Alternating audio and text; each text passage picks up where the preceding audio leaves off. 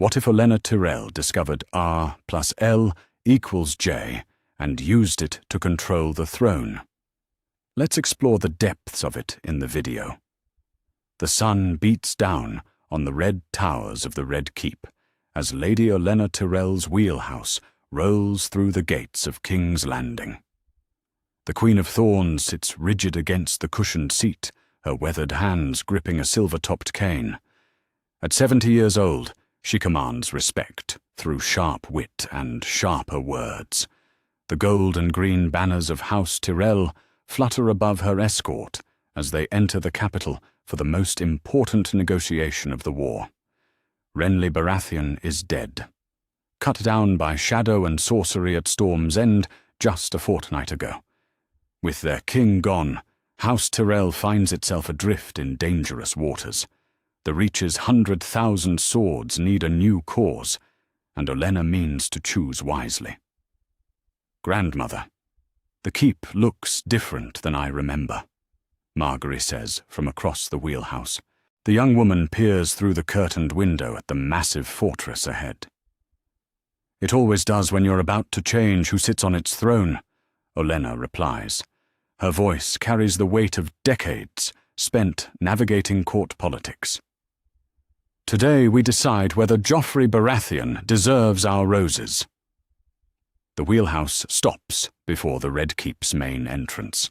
Sir Loras helps both women from their transport, his white cloak marking him as a member of Joffrey's Kingsguard. The irony is not lost on Olenna that her grandson serves the very king they've come to negotiate with. Your Grace, Tyrion Lannister approaches from the keep's entrance. The dwarf's mismatched eyes fix on Olenna with careful respect. As Hand of the King, he speaks for the crown in these delicate matters.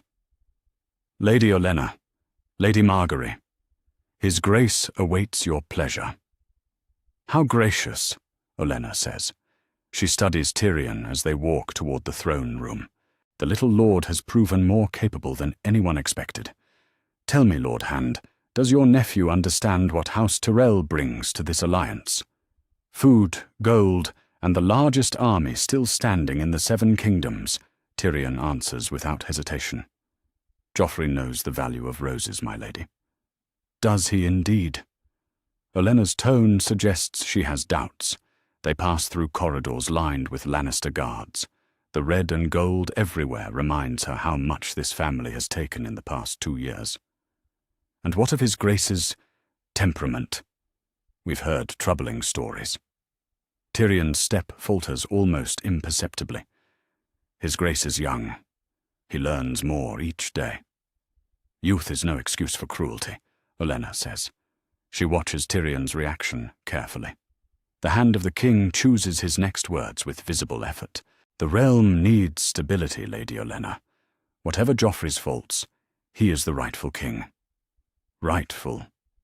Olenna tastes the word like wine gone sour. An interesting choice of words, my lord. The throne room doors swing open before them. King Joffrey sits on the Iron Throne, looking impossibly small beneath the twisted mass of swords. Queen Regent Cersei stands at the throne's base, her green eyes tracking every movement. Lord Tywin Lannister waits near the throne's steps, his presence commanding even in silence.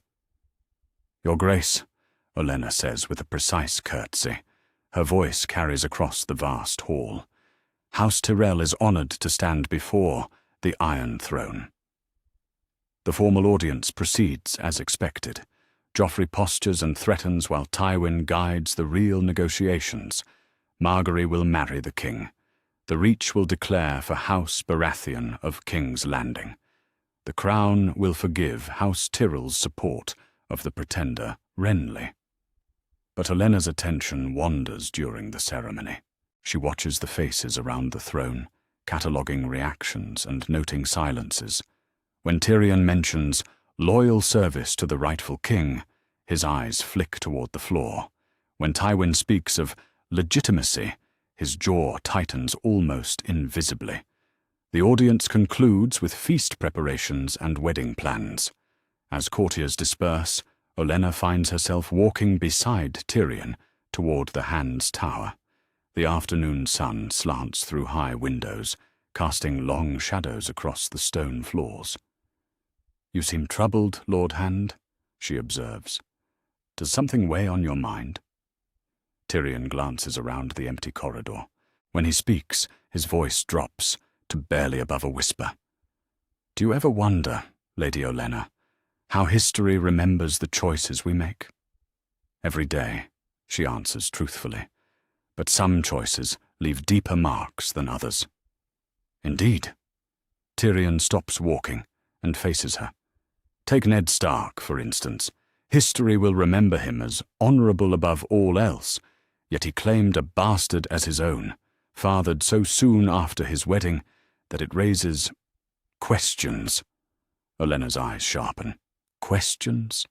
About honor, about timing, about what truly happened during Robert's rebellion.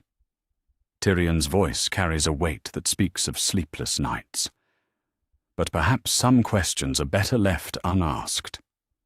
Or perhaps, Olenna says carefully, they're the most important questions of all. Tyrion meets her gaze for a long moment.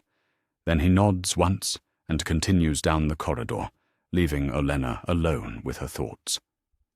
That evening, Olenna sits in her chambers in Maegor's Holdfast. The rooms assigned to House Tyrell are luxurious but practical, overlooking the Blackwater Bay. Margaery reviews wedding plans at a nearby table, while Olenna stares out at the dark water. "Something troubles you, grandmother," Margaery observes, without looking up from her parchments. "Tyrion Lannister is more clever than I gave him credit for," Olenna says. She turns from the window to face her granddaughter. "He spoke of Ned Stark today, of honor and bastards and uncomfortable truths." "What sort of truths?" "The sort that make powerful men uneasy." Olenna moves to her writing desk and pulls out fresh parchment. "Tell me, child, what do you remember about Jon Snow?" Margaery frowns. "Ned Stark's bastard." "Very little. He took the black and serves at the wall." "Yes, but when was he born? Have you ever considered the timing?" "I." "No, grandmother." "Why would I?" Olenna's quill scratches across the parchment as she writes. "Ned Stark married Catelyn Tully immediately after Robert's rebellion ended. Within a fortnight of the wedding, he departed for war. Yet somehow, in that brief window, he found time to father a bastard whose age suggests conception occurred during his campaign." Margaery sets down her papers. "You think there's more to the story?" "I think Tyrion Lannister believes there's more to the story, and if it troubles the hand of the king, it bears investigation." Olenna seals her letter with green wax. "I'm sending this to our people in the north. Someone there will remember the details of Jon Snow's arrival at Winterfell." "To what end?" Olenna stands and walks to the window again. The lights of King's Landing flicker below like stars fallen to earth. "Knowledge is power, sweet child, and if there are secrets about the Stark bastard that make Lannisters nervous, then House Tyrell should know them too." The next morning brings rain to the capital. Olenna makes her way through the Red Keep's lower levels, ostensibly exploring her new temporary home. In truth, she seeks the servants' quarters where the real stories of the castle hide. She finds what she's looking for in the kitchen yards. An ancient woman sits peeling turnips in a corner, her gnarled fingers working with practiced ease. The woman's badge marks her as a wet nurse, though she's clearly too old for such duties now. "You've been here a long time," Olenna observes, settling onto a nearby stool with deliberate casualness. The old woman looks up with clouded eyes. 40 years come winter, milady. Served 3 kings and countless lords. Then you remember Robert's rebellion? Aye. Dark times those were. Blood and fire and men dying for causes they barely understood. The woman's voice carries the weariness of someone who has seen too much. Lost many good people in those days. I imagine servants hear things, see things, remember details that lords forget. The wet nurse's hands pause in their work. Sometimes. Depends on what sort of things you mean. Olenna leans forward slightly. I mean the sort of details about noble children, their births, their parentage, their early years. That's dangerous talk in King's Landing, milady. Less dangerous than ignorance, Olenna replies. She produces a gold dragon and sets it on the table between them. I'm curious about the Tower of Joy, about what happened there during the rebellion. The old woman's eyes widen at the sight of gold, then narrow with suspicion. The Tower of Joy, aye, I remember. Served there briefly before it all went wrong. Wrong how? The Stark girl, Lyanna. She fell ill there, they said. Terribly ill. The woman's voice drops to barely above a whisper. But it weren't no ordinary sickness, if you take my meaning. Olenna's pulse quickens, but her expression remains carefully neutral. What sort of illness? The kind that lasts 9 months and ends with crying. The wet nurse glances around nervously before continuing. Lord Stark came looking for his sister after the war. Found her dying in that tower, he did. But when he left, yes, he carried more than grief with him. The gold dragon disappears into the old woman's robes with practiced speed. That's all I know, milady. And if anyone asks, we never spoke of such things. Olenna nods and rises from her stool. Her mind races as she makes her way back through the Red Keep's corridors. The pieces of an impossible puzzle begin taking shape in her thoughts. Lyanna Stark at the Tower of Joy. A mysterious illness. Ned Stark's departure with something more than grief.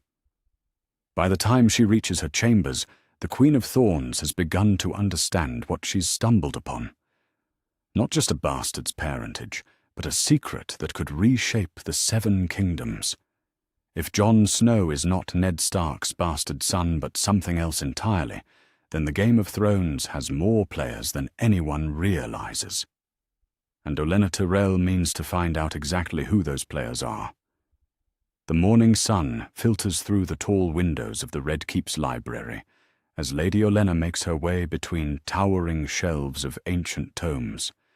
She moves with purpose, her cane tapping against stone floors worn smooth by centuries of footsteps.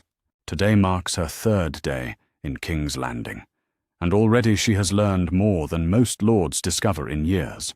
Grand Maester Pycelle sits hunched over a massive leather-bound volume, his white beard nearly touching the yellowed pages. The old man's fingers trace lines of text with practiced care. At near 70 years old, Pycelle has served the Iron Throne longer than most men have lived. His knowledge of court history runs deeper than the Red Keep's dungeons. Grand Maester, Olenna says, settling into a chair across from him. I hope I'm not disturbing important work. Pycelle looks up with watery eyes that still hold sharp intelligence. Lady Olenna, not at all. I was reviewing the lineages of House Baratheon for your granddaughter's wedding preparations. He closes the book with deliberate care. How may I serve House Tyrell? I'm curious about the final days of Robert's rebellion. My late husband often spoke of those times, but his memories were incomplete. Olenna's tone suggests casual interest rather than focused investigation. The Tower of Joy, for instance. What exactly happened there? Pycelle's expression grows thoughtful. A tragic affair. Prince Rhaegar had taken Lyanna Stark there during the war. Lord Stark went to retrieve his sister after the Battle of the Trident, and found her dying, yes, but the details seem sparse. Were there witnesses? The Kingsguard, naturally. Sir Arthur Dane, Sir Oswell Went, And Sir Gerald Hightower had remained to guard the tower. Pycelle's voice carries the weight of old sorrows. They died fighting Lord Stark and his companions. Only Ned Stark and Howland Reed survived the battle. Olenna leans forward slightly. 3 of the finest knights in the 7 kingdoms, stationed at a remote tower. That seems excessive for guarding a dying woman. Prince Rhaegar's orders, my lady. The King's Guard follows royal commands unto death. Indeed. Olenna files this information away carefully. And Lord Stark, he must have been deeply affected by his sister's condition. Profoundly. He emerged from that tower, changed. The war had taken much from him, but Lyanna's death broke something inside him. Pycelle removes his spectacles and cleans them with methodical precision. He spoke little of what transpired there. Grief can silence even the most talkative men, Olenna observes, though sometimes silence speaks louder than words. Pycelle replaces his spectacles and meets her gaze. The rebellion claimed many secrets, Lady Olenna. Some died with their keepers. But you keep excellent records, Grand Maester. Surely something remains of those final months. The records from that period are incomplete. Much was lost during the sack of King's Landing.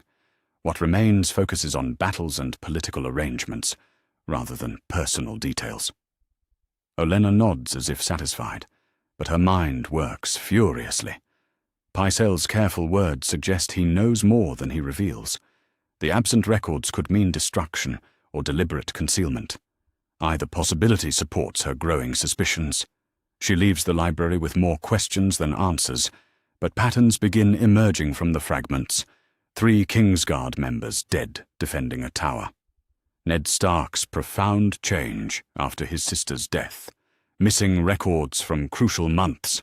The afternoon finds Olenna in the Red Keep's gardens, walking among roses that remind her of Highgarden.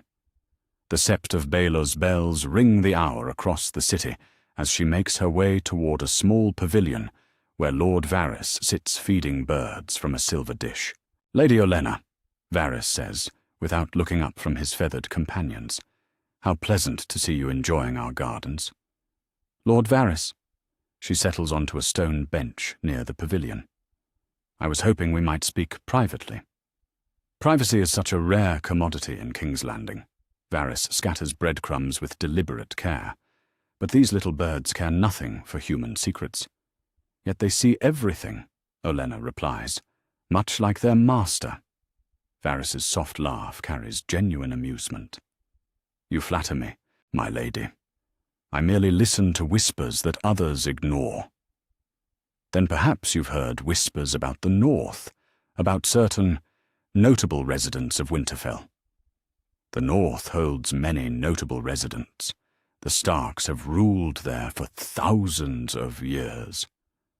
Varys's tone remains carefully neutral, though recent events have disrupted their ancient stability.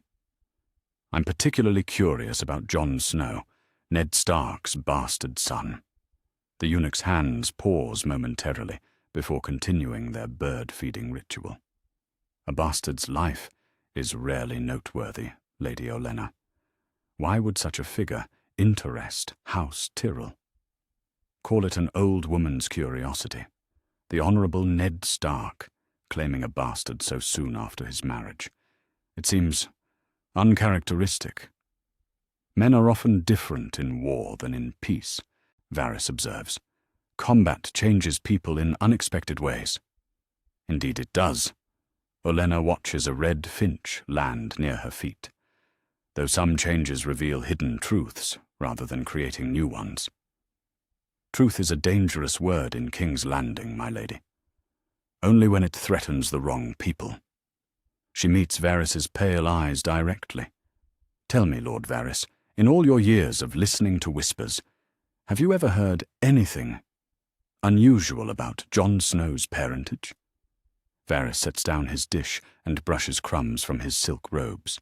When he speaks, his voice carries subtle warning. Some whispers are better left unheard, Lady Olenna.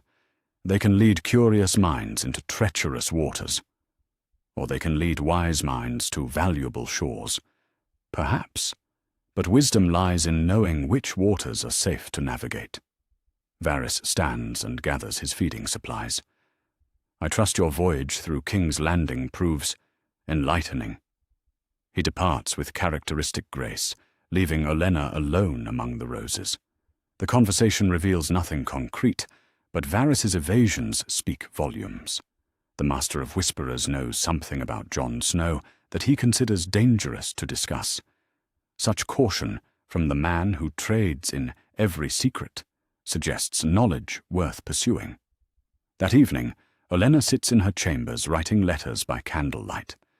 Margaery has retired early, leaving her grandmother alone with parchment, ink, and growing certainty that Jon Snow's story contains crucial secrets. Her first letter goes to Lord Mathis Rowan, her most trusted bannerman. The message requests discreet inquiries about northern houses and their memories of the rebellion's aftermath. Nothing suspicious, merely an old woman's interest in history. The second letter proves more delicate. She writes to Maester Theomore, who serves House Tyrell, but maintains contacts throughout the Seven Kingdoms. This message contains specific questions about Winterfell's household during Jon Snow's early years. But her third letter requires the most careful consideration. She writes to Sir Garland's wife, Leonette Fossaway, whose cousin serves as a household knight at Winterfell. The message suggests gentle conversations with longtime servants about their memories of Jon's arrival and early childhood. As she seals each letter with green wax, Olenna considers what she has learned.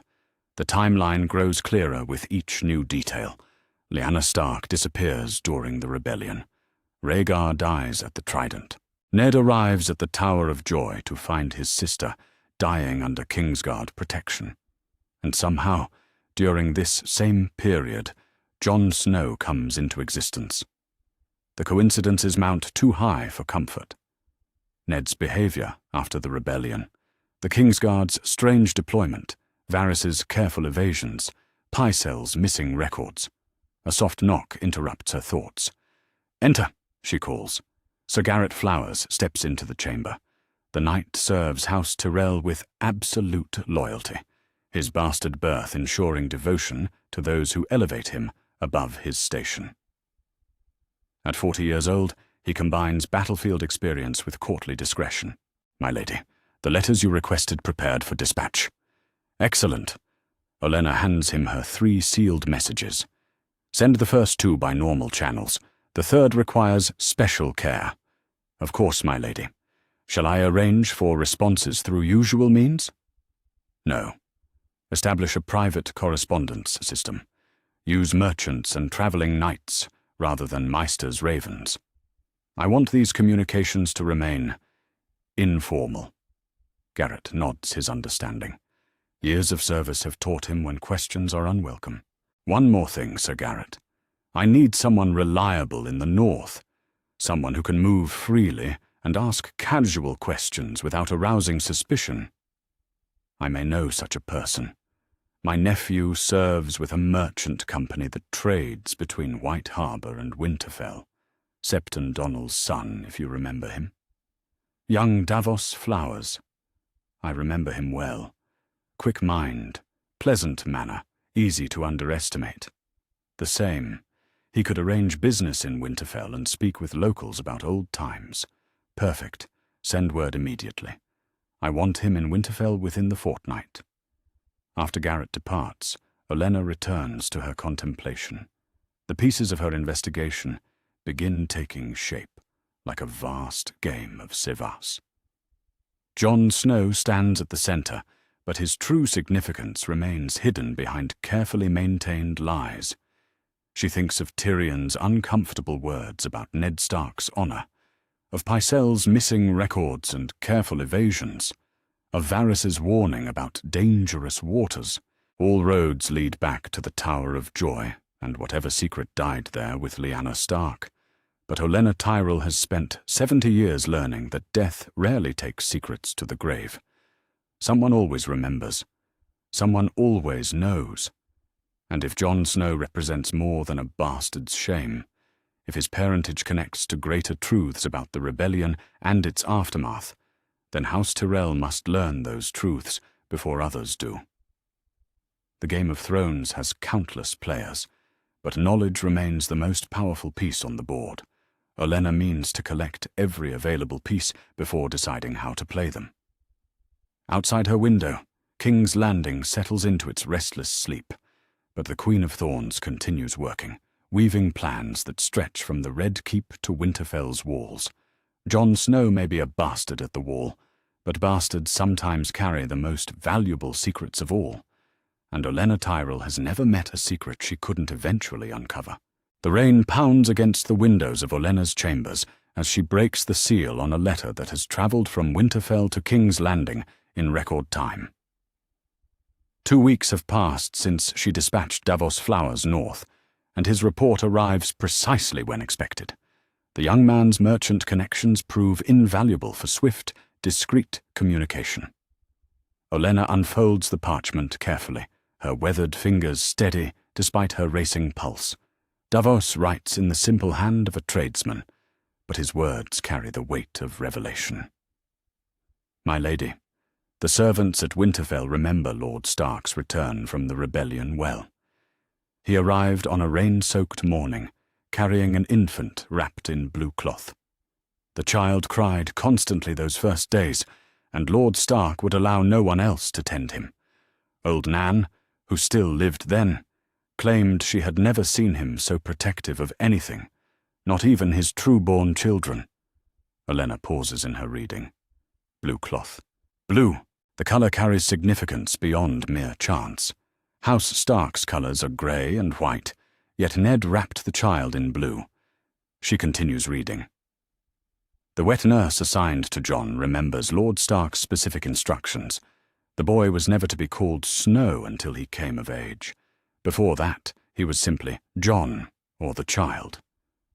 When I asked why, she said, Lord Stark claimed the boy deserved better than a bastard's name until he was old enough to choose his own path. This detail strikes Olenna as profound. Bastard names are typically assigned at birth, marking a child's station from their first breath. Ned's reluctance suggests shame not about the child's existence, but about the deception surrounding him. Most importantly, the letter continues, I spoke with Sir Roderick Cassel's predecessor, who died last winter, but whose widow remembers clearly. She said Lord Stark returned from the rebellion, broken by grief, but strengthened by purpose. He spoke of promises made to dying family members, and she heard him weeping in the Godswood many nights that first year. Olenna sets the letter aside and moves to her window. The storm outside mirrors the turmoil in her thoughts. Promises to dying family members. Lyanna Stark died at the Tower of Joy. What promise would Ned make to his dying sister? The answer crystallizes with sudden, shocking clarity. Not a promise about Jon's care, but about Jon's protection, about hiding his true parentage from a king who murdered every Targaryen child he could find. But Olenna needs more than servant gossip and clever deductions. She needs proof that will satisfy skeptics and convince allies. That proof, she suspects, lies somewhere in the Red Keep's vast archives. The next morning finds her deep in the castle's lower levels, where centuries of documents gather dust in forgotten chambers.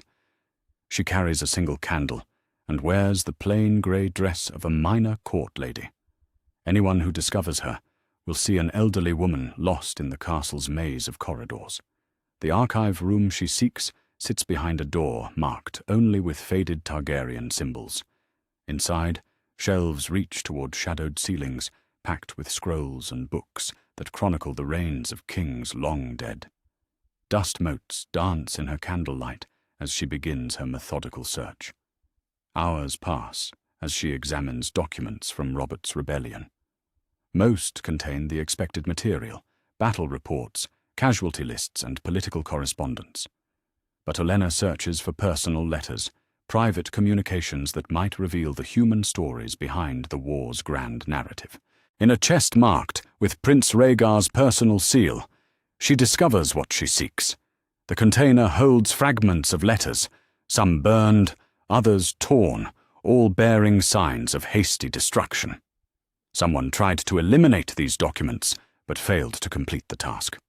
One fragment, written in Rhaegar's distinctive script, changes everything. The parchment is scorched and incomplete, but enough remains to shatter her assumptions about the rebellion's most tragic story. My beloved Lyanna grows heavy with our child. The maesters say she will birth our heir before winter's end. I have instructed Sir Arthur to remain at the tower until burned section. Robert's rage knows no bounds where Targaryens are concerned. Our son must be protected.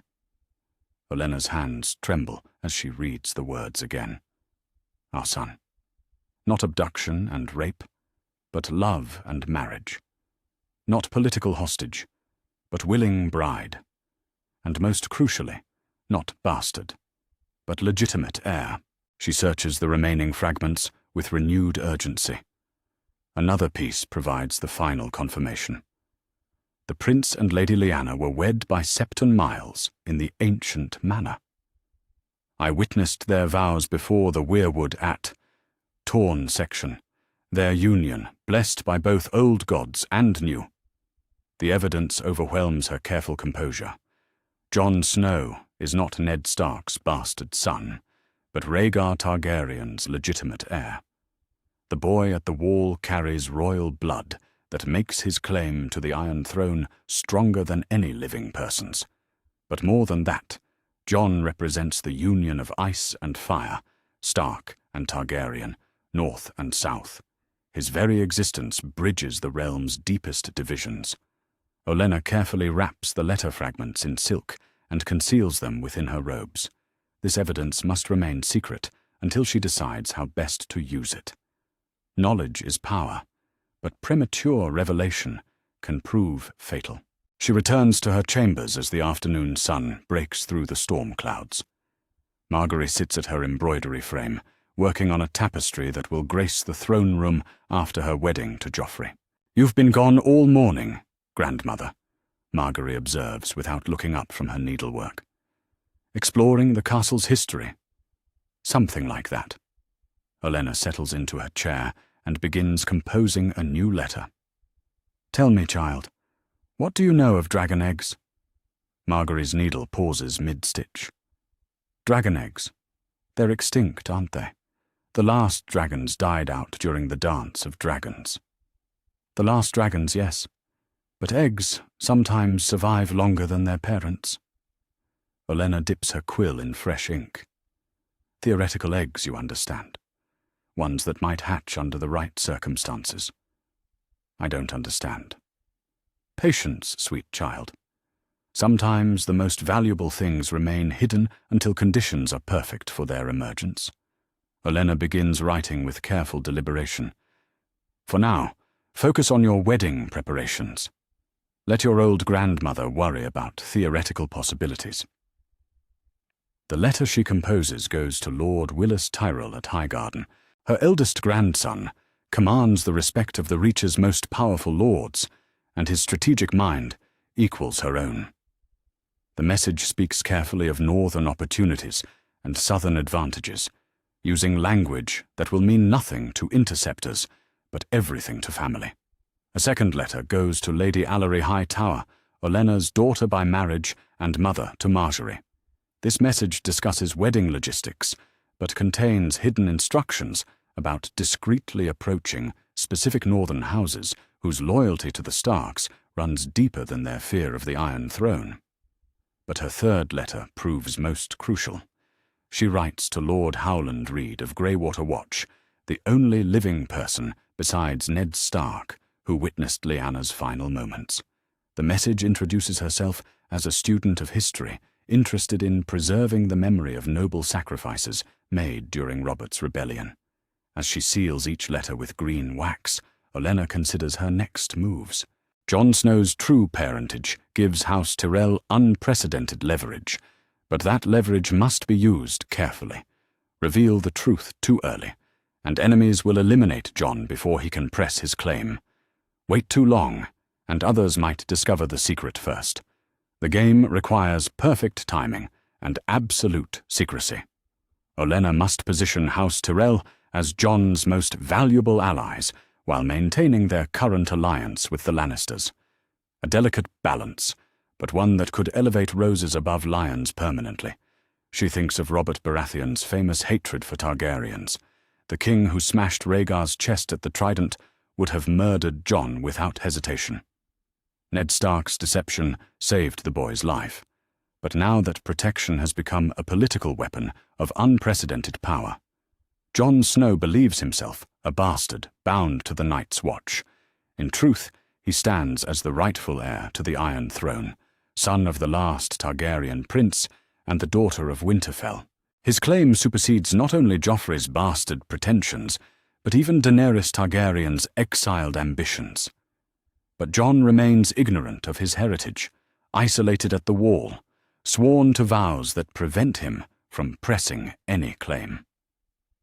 Olenna must find ways to educate him about his true identity, while creating circumstances that free him from those binding oaths. The pieces of her strategy begin taking shape. Northern houses still loyal to Stark memory, southern lords growing weary of Lannister dominance, a legitimate Targaryen heir who bridges both regions, and most importantly, a secret that only she possesses completely. That evening, as candles flicker in her chambers, Olenna reviews the letter fragments one final time. Rhaegar's words speak across the years, revealing a love story twisted into tragedy by war and misunderstanding. But from that tragedy comes opportunity for those wise enough to recognize it. The blue rose of Winterfell carried more than beauty. It carried the future of the Seven Kingdoms in the form of a child who grew up believing himself baseborn when he was actually born to rule. Olenna Tyrell has spent 70 years learning that the most beautiful roses often grow from the deepest secrets. Now she holds the deepest secret of all, and she intends to cultivate it until it blooms into power beyond imagining. The Queen of Thorns has found her dragon egg. Now she must decide when and how to help it hatch. The Sept of Baelor has never looked more magnificent than on this crisp morning in King's Landing. Golden banners bearing the crowned stag of House Baratheon hang alongside the rose and lion sigils of Tyrell and Lannister. Thousands of nobles fill the Sept's marble halls, while bells ring across the capital to herald the royal wedding. Olenna Tyrell stands in the front row, watching her granddaughter marry the most hated king in Westeros. Margaery looks radiant in cloth of gold and green silk, her smile perfect as always. But Olenna's attention focuses on King Joffrey, resplendent in his wedding finery and completely unaware that these are his final hours. The ceremony proceeds with traditional pomp. High Septon drones through ancient vows while incense clouds fill the air.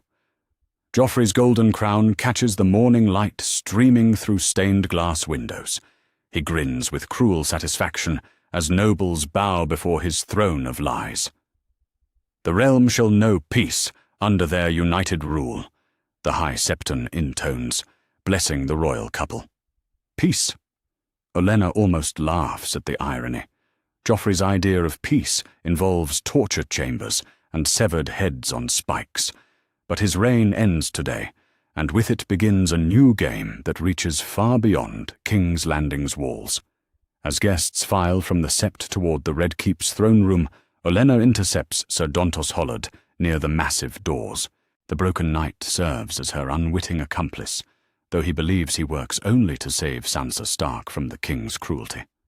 "The hairnet," she murmurs, adjusting the black jewels woven into Sansa's auburn hair. One amethyst stone, larger than the rest, comes away in her fingers. Beautiful work from Ashai, don't you think? Sansa touches her hair nervously. It feels lighter now. All things feel lighter when their burden is lifted, Olenna replies. She conceals the crystal in her palm with practiced ease. Inside the carved amethyst, poison from the strangler vine waits to fulfill its deadly purpose. The throne room feast unfolds with expected grandeur. Course follows course, while musicians play and entertainers perform. Olenna sits at the high table, the deadly crystal hidden in her sleeve. She watches Joffrey cut the massive wedding pie, laughing as doves burst forth in frantic flight. "A fine display, Your Grace," she calls to the king, "though I confess I prefer sweeter treats than pie." She signals a servant who carries a goblet of Dornish wine toward the royal table. The crystal dissolves instantly when dropped into the dark red liquid, invisible death waiting for royal lips. "Wine for our gracious king," the servant announces, setting the goblet before Joffrey. Olenna's pulse remains steady as Joffrey lifts the cup. Years of court intrigue have taught her to show no emotion when stakes reach their highest. Around the hall, nobles chatter and laugh, oblivious to the moment that will reshape the Seven Kingdoms. Joffrey drinks deeply, then sets the goblet aside to continue tormenting his fool. Minutes pass before the poison begins its work. First comes the coughing, then the choking, finally the purple-faced convulsions that give the wedding its infamous name. "He's choking!" Cersei shrieks, rushing to her son's side. "Poison!" someone shouts from the crowd. Chaos erupts as nobles scramble for safety. Guards draw swords and seal the hall's exits. Olenna watches the pandemonium with satisfaction, but her work is far from finished. In the confusion, she produces 3 small ravens from a hidden pocket and releases them through a high window. The birds carry identical messages northward, each bearing news that will echo from Winterfell to the Wall. The messages speak of changing times and new opportunities for those wise enough to recognize them. "Seize the imp!" Cersei screams, pointing at Tyrion. "He did this!" Tyrion stands frozen beside his nephew's corpse, wine still dripping from his hands. The dwarf's shock appears genuine, which serves Olenna's purposes perfectly. She needs a convenient scapegoat while she positions herself for the coming transformation.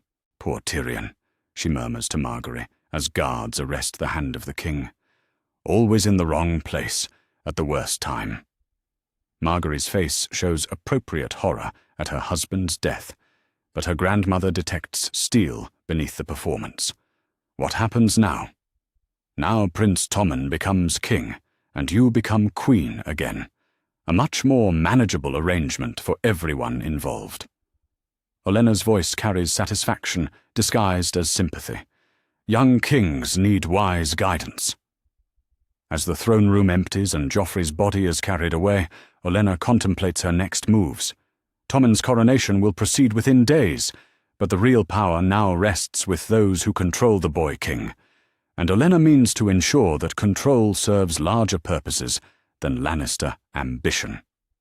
3 days later, King Tommen sits on the Iron Throne, while his mother and grandfather manage the realm's business. The 8-year-old boy appears overwhelmed by the massive chair that dwarfs his small frame. Olenna attends the coronation ceremony, watching carefully as various lords pledge their loyalty to the new monarch. The realm mourns King Joffrey's tragic death, Lord Tywin announces from beside the throne.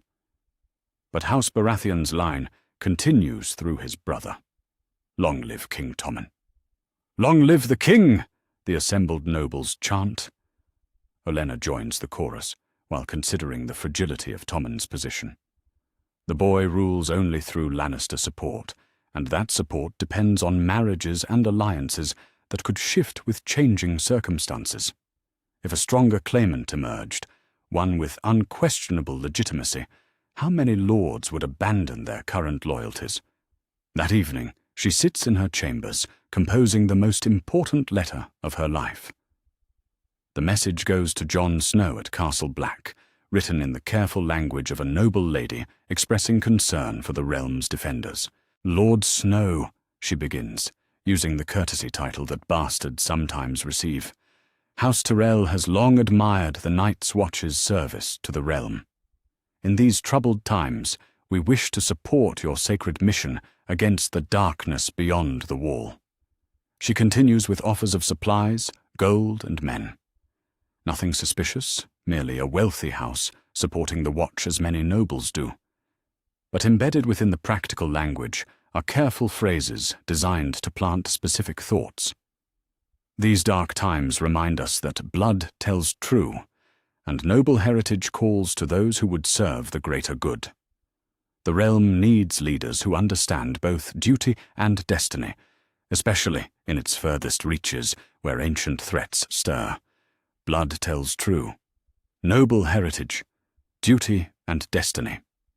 Each phrase carries double meaning for someone who might begin questioning his own origins.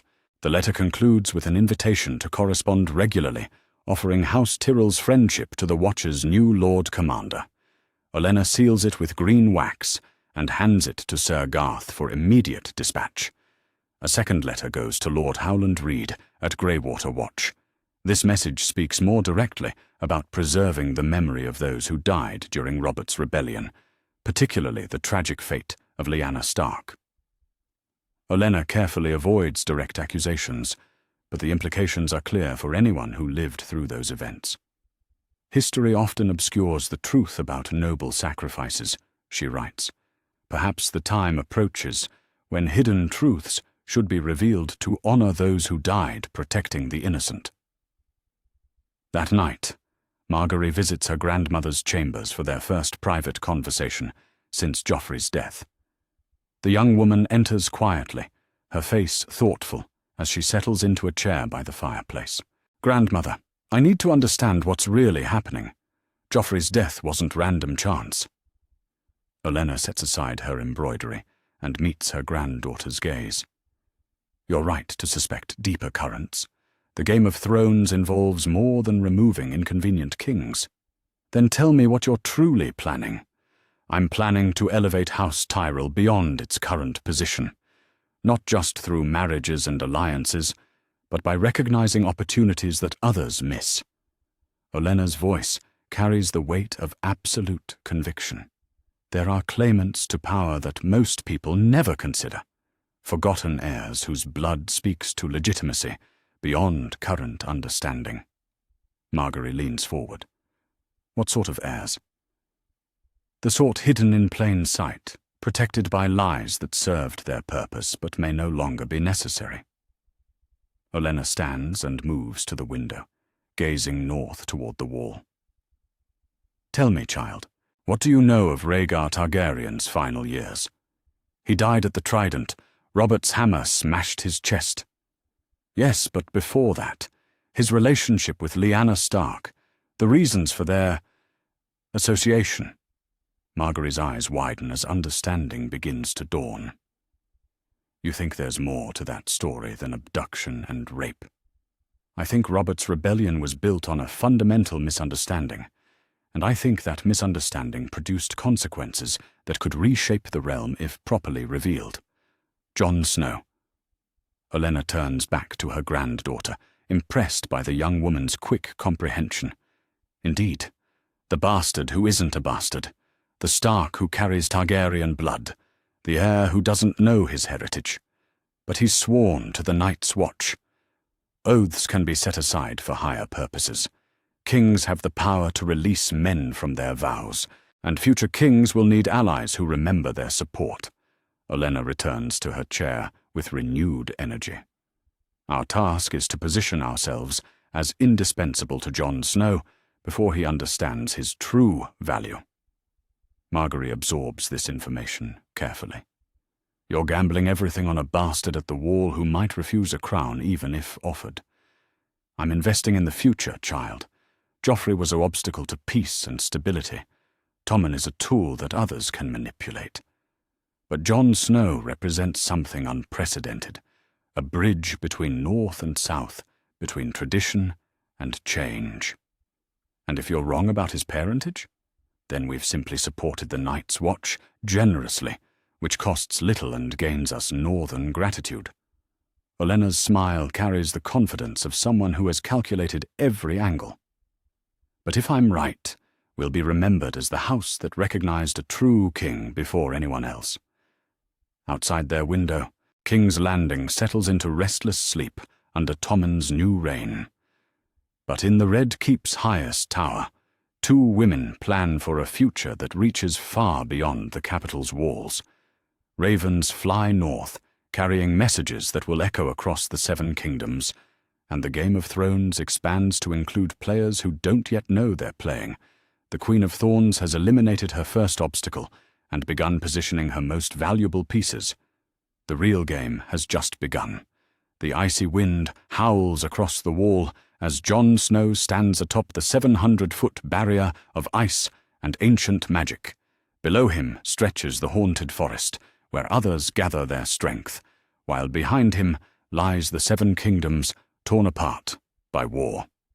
At 17, he commands the Night's Watch as its youngest Lord Commander in centuries, but lately his thoughts turn south more often than north. A raven arrives from Castle Black's rookery as Jon descends from his morning patrol. Samwell Tarly intercepts the blackbird and retrieves its message with practiced efficiency. The maester in training has grown more confident in recent months, his fears tempered by necessity and friendship. Another supply caravan approaches from the south, Sam reports, unrolling the parchment. Grain, salted meat, and winter cloaks. The manifest says it comes from White Harbour, but the coin bears southern mint marks. Jon frowns as he studies the message. For 3 weeks, mysterious benefactors have sent supplies to Castle Black.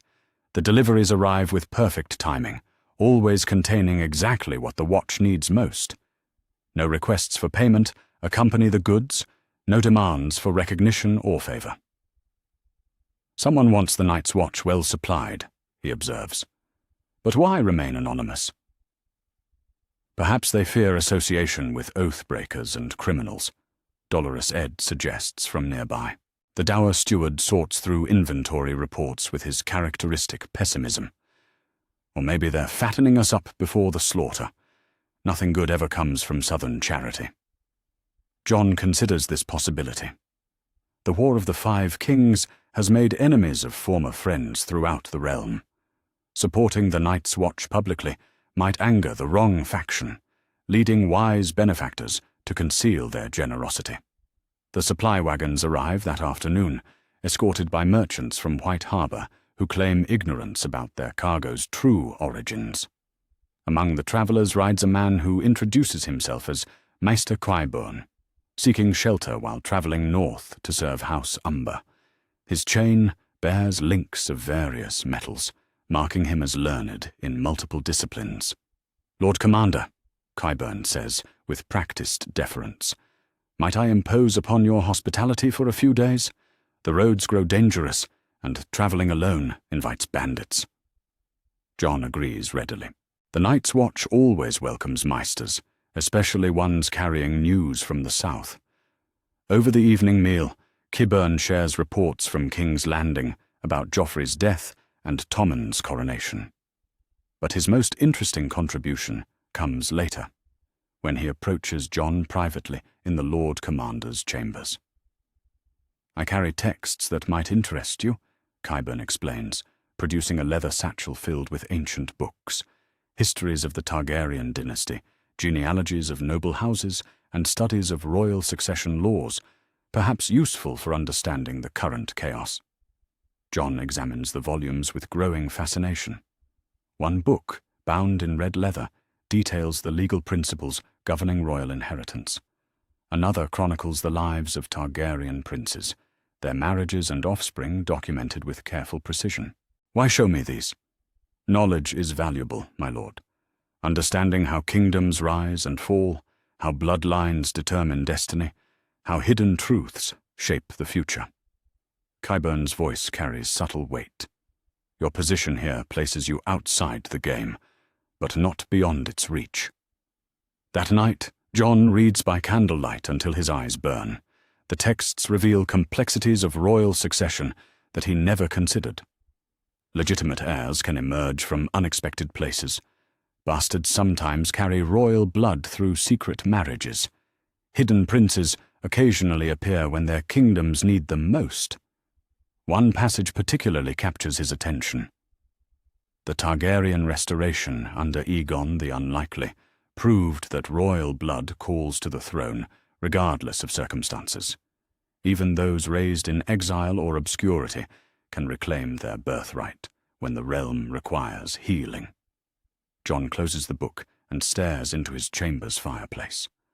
Why does he feel these words speak directly to him? He knows his parentage, Ned Stark's bastard son, born during the rebellion, forever marked by circumstances beyond his control. Yet something in these texts suggests possibilities he never imagined. The next morning brings another raven from the south. This message bears different handwriting, more formal than supply manifests, sealed with unfamiliar green wax. Jon breaks the seal to find a letter from Lady Olenna Tyrell. Lord Commander Snow, the letter begins. House Tyrell extends its deepest respect for your service to the realm. Your elevation to Lord Commander at such a young age speaks to exceptional qualities that transcend common birth. Jon pauses at that phrase. Transcend common birth. An odd way to describe bastard origins. The letter continues with offers of continued support and expressions of interest in the Watch's mission. But near the end, Lady Olenna includes a passage that makes Jon's pulse quicken. These troubled times remind us that the realm's salvation often comes from unexpected sources. Noble blood tells true, regardless of circumstances, and great destinies sometimes hide behind humble appearances. I believe the Seven Kingdoms stand at a crossroads where ancient truths may finally be revealed for the greater good. Noble blood tells true, great destinies, ancient truths. Jon reads the words repeatedly, searching for hidden meanings. Samwell enters the chamber as Jon contemplates the letter's implications. You look troubled. Bad news from the south. Not bad. Confusing. Jon hands over the letter. Lady Olenna writes about noble blood and hidden destinies. Why would the Queen of Thorns care about such things? Sam reads carefully, his scholarly mind analyzing each phrase. She's suggesting something without stating it directly. These references to ancient truths and noble blood. It's almost like she knows something about your parentage that others don't. That's impossible. Lord Stark never told anyone who my mother was. Perhaps someone figured it out anyway. Sam's excitement grows as he considers the possibility. Think about it, Jon. You have Stark colouring, but your build resembles southern lords more than northern ones. Your face carries features that don't quite match Ned Stark's other children. Jon moves to the window, gazing south toward the kingdoms that gave him life but never claimed him. Even if that were true, I'm bastard-born. Ancient truths don't change bastard blood. But what if you're not bastard-born? What if your parents were married in secret? The suggestion hangs in the air like morning mist. Jon turns back to Sam, seeing genuine belief in his friend's eyes. Who could my parents have been? And why would anyone hide a legitimate marriage? I don't know. But Lady Olenna seems to think the answers matter for the realm's future. Their conversation is interrupted by horns sounding from the wall's towers. A new arrival approaches Castle Black, but this one comes with banners and armed escorts. Stannis Baratheon has reached the wall. Jon descends to the courtyard as the king's party enters Castle Black. Stannis looks older than his years, his face carved from stone and bitter experience. He surveys the ancient fortress with calculating eyes, measuring its worth and weaknesses. Lord Commander, Stannis says without preamble, I offer my forces to defend the wall against the wildling threat. The Night's Watch welcomes all aid, Your Grace. Good. But first, we must discuss your position here. Stannis's gaze sharpens. You're Ned Stark's bastard, are you not? I am. Yet you command men older and more experienced than yourself. Unusual for a bastard to achieve such authority. Jon feels the weight of scrutiny from Stannis and his followers. The Night's Watch chooses leaders based on merit, not birth. Indeed. But merit can be enhanced by legitimacy. Stannis steps closer. I have the power to legitimize bastards, to grant them their father's name and inheritance. Jon Stark, Lord of Winterfell, how does that sound? The offer strikes Jon like a physical blow. Everything he has ever wanted, offered by a king who needs his support. Yet something holds him back, some instinct that questions the rightness of this path. I need time to consider, Your Grace. Time is precious, bastard. The realm bleeds while you hesitate. That evening, Jon walks the wall alone, torn between duty and desire. Stannis offers legitimacy, but as a Stark. The mysterious letters suggest greater truths about his heritage. Maester Qyburn's texts speak of hidden princes and royal bloodlines. Dolorous Ed finds him standing above the tunnel gate. You're brooding more than usual.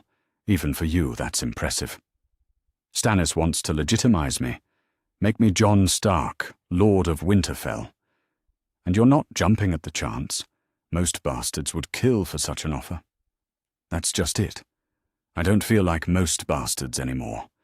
These letters from the south, the books that stranger brought, they're making me question everything I thought I knew about myself. Ed considers this with his characteristic gloom. Questioning your bastard status? That way lies madness or worse. Nothing good comes from bastards thinking they're better than they are. But Jon can't shake the feeling that he stands at a crossroads where every choice leads to unknown destinations. The anonymous supplies from the south continue arriving. Lady Olenna's letters grow more frequent, their hints about ancient truths more pointed. Maester Qyburn departs for House Umber, but not before leaving behind additional texts about Targaryen genealogies. 3 days later, another letter arrives bearing the Tyrell seal. This one speaks more directly. Lord Commander, the realm's future may depend upon recognizing that truth often hides behind necessity. Your father was the most honorable man in Westeros, yet even he understood that some secrets must be kept to protect the innocent. Perhaps the time approaches when such protection is no longer needed, when truth can serve the greater good. Jon reads the letter multiple times, each word seeming to carry weight beyond its surface. Meaning, his father. Honorable. Secrets kept to protect the innocent.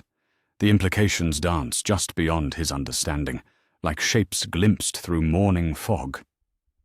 That night, he dreams of blue roses and burning towers, of a woman's voice calling his name across vast distances. He wakes with tears on his cheeks and questions that have no easy answers. Sam finds him in the library the next morning, surrounded by the texts Qyburn left behind. Still searching for answers about your parentage? I think I'm afraid of what I might find, Jon admits. What if everything I believe about myself is wrong?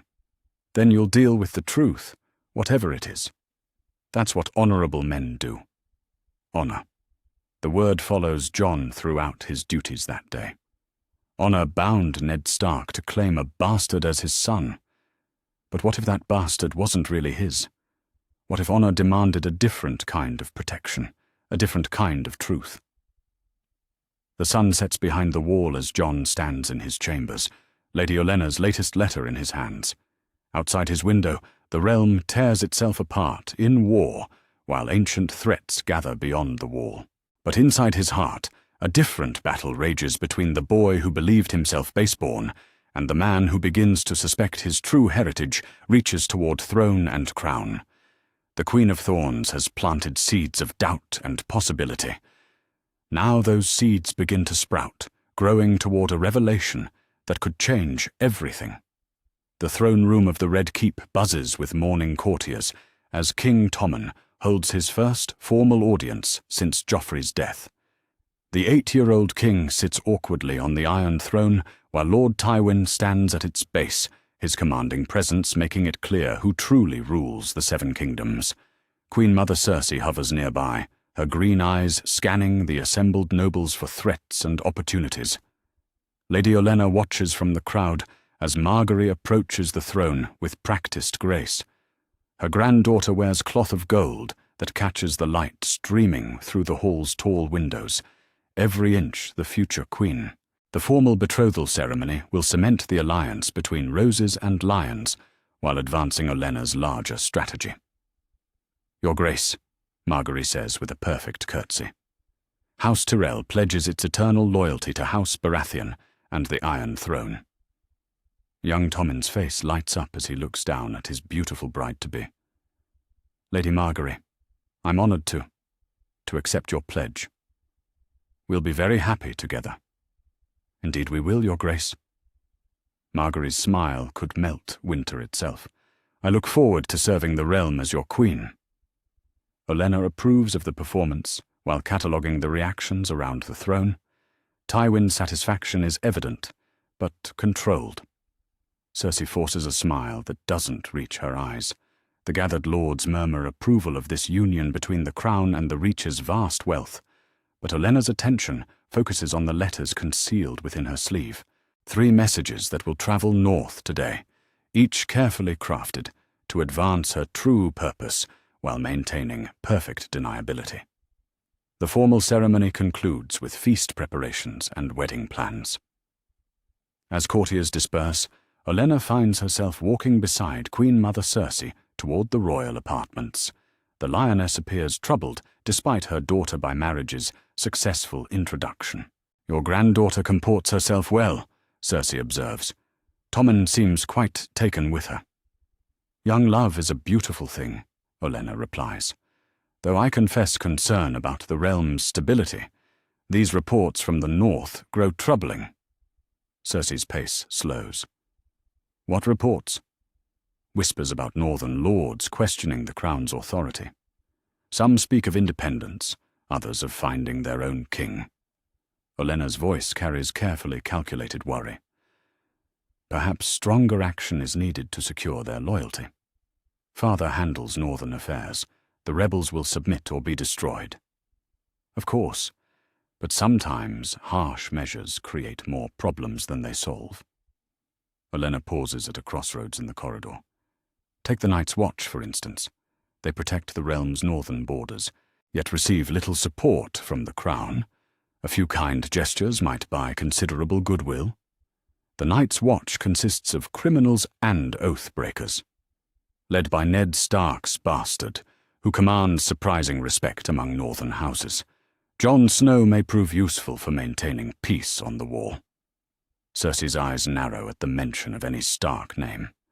Bastards cannot be trusted. They carry their father's blood, but not his honor. Perhaps, though some bastards surprise everyone with their capabilities. Olenna's tone suggests innocent speculation rather than pointed argument. Your own father legitimized several bastards during his time as Hand. That was different. Father knew their limitations. Indeed. Still, these are complex times requiring flexible thinking. Olenna bids farewell and continues toward her chambers, satisfied with seeds planted in royal soil. That afternoon, she composes her most important letters, while Margaery attends wedding preparations with the Sept's women. The first message goes to Lady Maege Mormont on Bear Island, written in the careful language of condolence for northern losses. Lady Mormont, Olenna begins. House Tyrell mourns the tragic deaths of so many noble northern houses during this terrible war. We particularly grieve for House Stark, whose honor and courage inspired the entire realm. She continues with expressions of sympathy before introducing her crucial suggestion. Though the losses seem overwhelming, we must remember that Stark blood endures in unexpected places. Sometimes the most important heirs survive in circumstances that others overlook. The North's future may depend upon recognizing all legitimate claims to its ancient heritage. The language seems supportive yet vague, but Lady Mormont will understand the implications. If legitimate Stark heirs exist beyond Sansa and the missing Arya, they deserve consideration. Her second letter travels to Lord Wyman Manderley in White Harbour. This message speaks of trade agreements and mutual prosperity, but embedded within the commercial language are references to hidden assets and unexpected returns on old investments. The third letter proves most delicate. She writes to Samwell Tarly's father, Lord Randall, ostensibly discussing military matters, but actually planting information about Jon Snow's unusual rise to Lord Commander status. The bastard's elevation seems unprecedented, she writes. Such authority at his age suggests capabilities beyond common birth. Perhaps there are qualities in his heritage that others have underestimated. As she seals each letter with green wax, Olenna considers her next moves.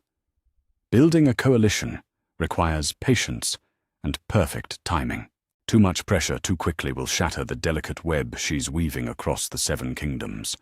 A soft knock interrupts her planning. "Enter," she calls. Sir Loras steps into her chambers, his white cloak marking him as a member of the King's Guard. Her youngest grandson has grown serious since taking his vows, though his golden hair and handsome features remain unchanged. "Grandmother, Lord Tywin requests my presence in the small council chamber. Something about northern defences." Olenna's pulse quickens.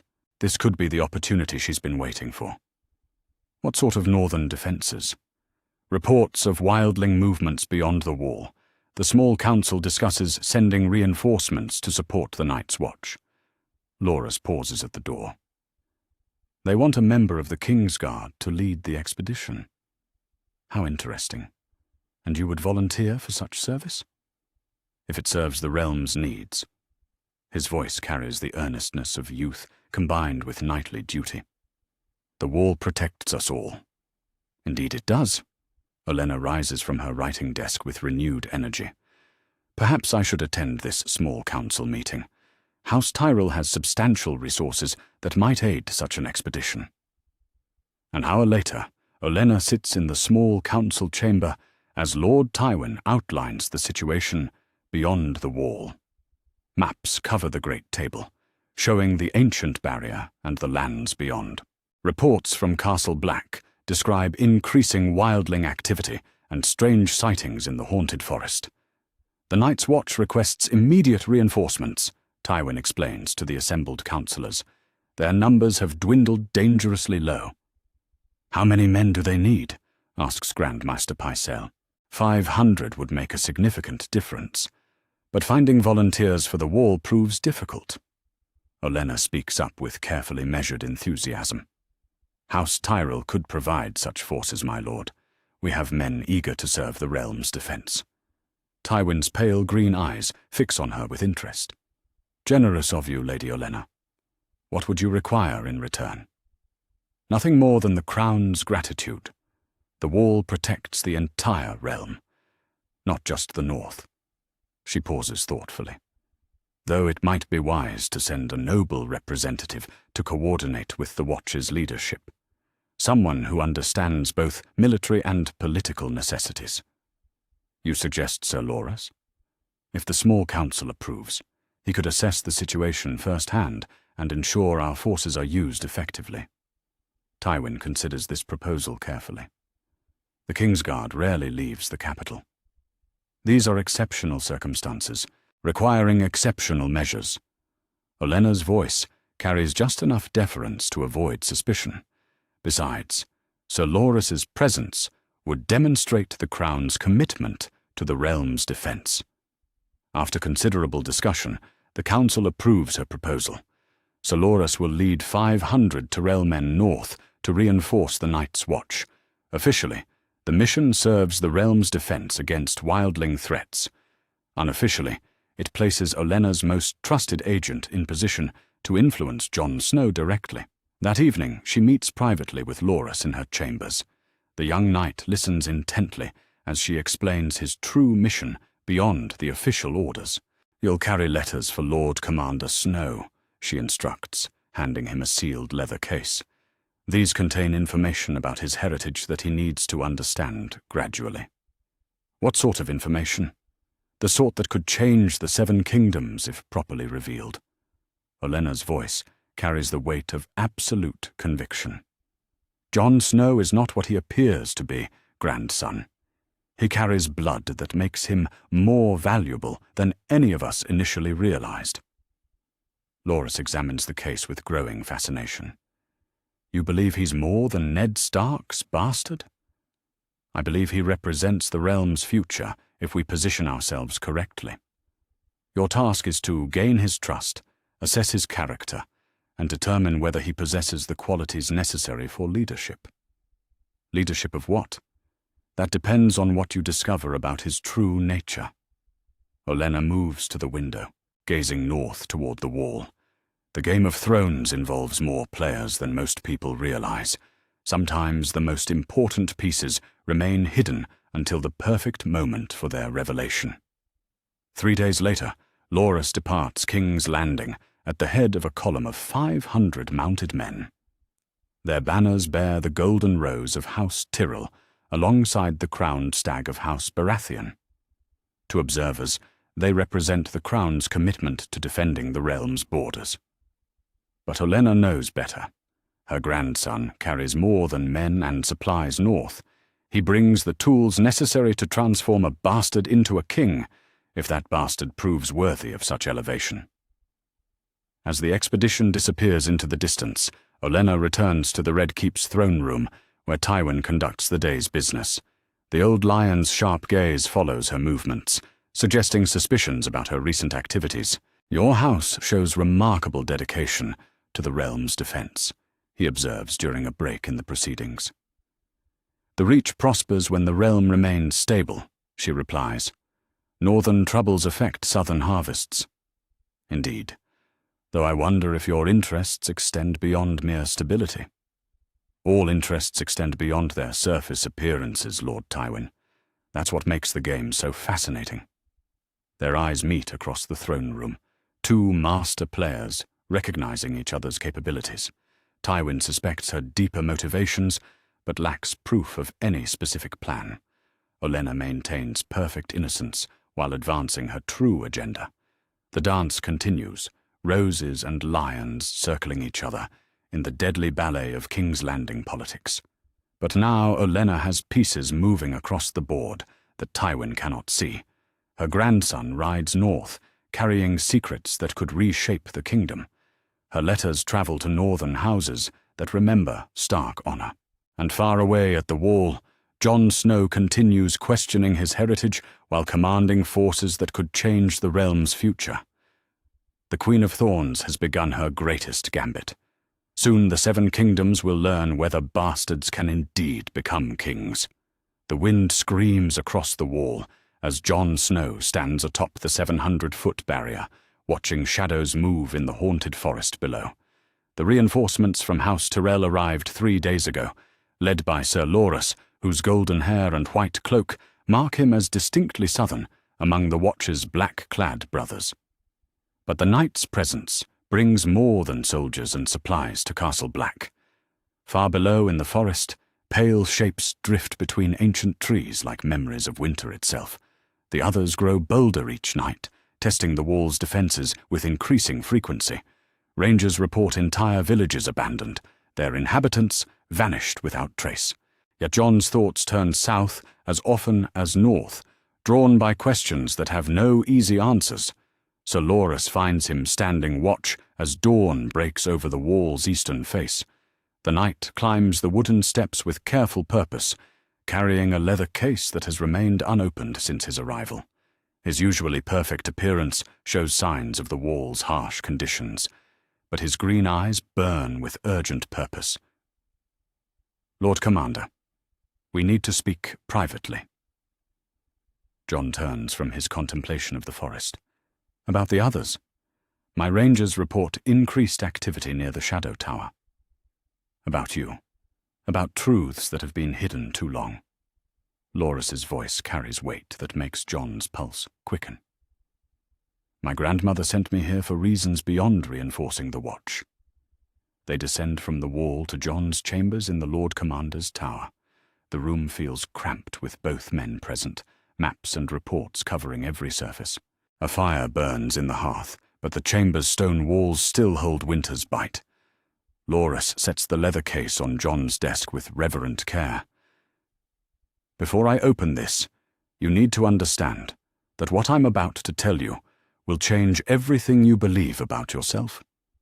I'm a bastard sworn to the Night's Watch. What could change that? The bastard part." Loras unlaces the case and withdraws several documents. These are copies of letters found in the Red Keep's archives, written by Prince Rhaegar Targaryen during Robert's rebellion. Jon's breath catches as he recognizes the implications. Why would Prince Rhaegar's letters matter to me? Because they speak of his marriage to Lyanna Stark, because they mention their son, because your father never told you the truth about your parentage. Loras spreads the documents across the desk. You're not Ned Stark's bastard, Jon. You're Rhaegar's legitimate son. The words hit Jon like a physical blow. He stares at the papers, their formal script and Targaryen seals swimming before his eyes. That's impossible. My father would never lie about such a thing. Your father protected you from Robert Baratheon's hatred of all Targaryens. Think about it, Jon.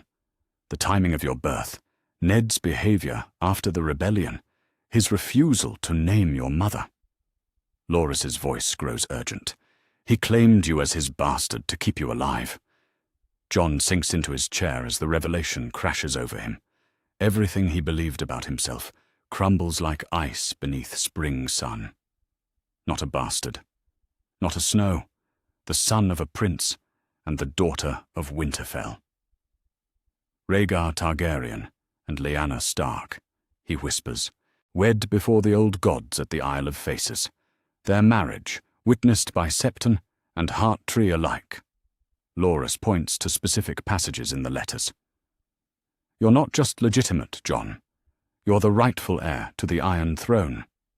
The chamber falls silent except for wind howling through the shutters. Jon reads the letters repeatedly, each word reshaping his understanding of the world. His hands tremble as he traces Rhaegar's words about loving Lyanna, about their child who would unite ice and fire. A horn blast from the wall's towers interrupts his reeling thoughts. 3 long notes that send ice through every man's veins. Others approaching. My lord! Dolorous Ed bursts through the door without ceremony. Rangers report a massive force moving toward Eastwatch, hundreds of others leading thousands of whites. Jon forces himself to focus on immediate dangers while his personal world lies shattered around him. Sound the general alarm. Man every tower from Shadow Tower to Eastwatch. As Ed departs to relay orders, Jon stands and faces Loras. Why tell me this now, with the others attacking? Because the realm needs leaders who can unite it against greater threats. Because bastards command less loyalty than princes. Because Lady Olenna believes you're the key to saving the 7 kingdoms. Over the following days, as the wall's defenders repel increasingly desperate attacks from beyond, ravens begin arriving from the south. Each message brings reports that change Jon's understanding of his position in the world. The first raven comes from Bear Island, where Lady Mage Mormont pledges her house's support to the true heir of ice and fire. Her letter speaks of ancient prophecies and Stark blood that calls to northern hearts. A second message arrives from White Harbour, where Lord Wyman Manderley offers ships and gold to the prince who was promised. The Fat Lord's words suggest knowledge that extends beyond Olenna's recent letters. More ravens follow from minor northern houses, House Karstark's remaining branches, House Umber's younger sons, even House Reed from the Neck. Each pledge speaks of Jon not as bastard or even as Stark, but as something greater. They're calling you the Prince of Prophecy, Sam says, as they review the messages in Jon's chambers. Some mention dragons. Others speak of ice and fire united in one bloodline. Dragons. Jon looks up from the letters with sudden understanding. Daenerys Targaryen has dragons in Slaver's Bay. Your aunt, Loras adds quietly. If you're Rhaegar's son, she's your father's sister. The implications multiply like ripples from a stone cast in still water. Jon possesses royal blood, but commands from the wall. Daenerys wields dragons, but rules across the narrow sea. Both carry claims to the Iron Throne, but neither has moved to press them. That night, as Jon walks the wall's battlements, he finds Sir Loras standing guard above the tunnel gate. The night's breath steams in the frigid air as he watches the forest for threats that never sleep. The others grow stronger each night, Jon observes. But the ravens from the south speak of civil war. The realm tears itself apart while ancient enemies gather strength. Which is why you need to make a choice, Loras replies. Stay here and fight the darkness as Lord Commander, or go south and unite the realm before the true war begins. I swore oaths to defend the realm. If the realm falls to civil war before the others attack, what good are your oaths? Loras turns to face him directly. Lady Olenna believes the Seven Kingdoms need a king who understands both southern politics and northern threats, someone who can bridge ice and fire. Jon considers this as wind howls across the wall's face.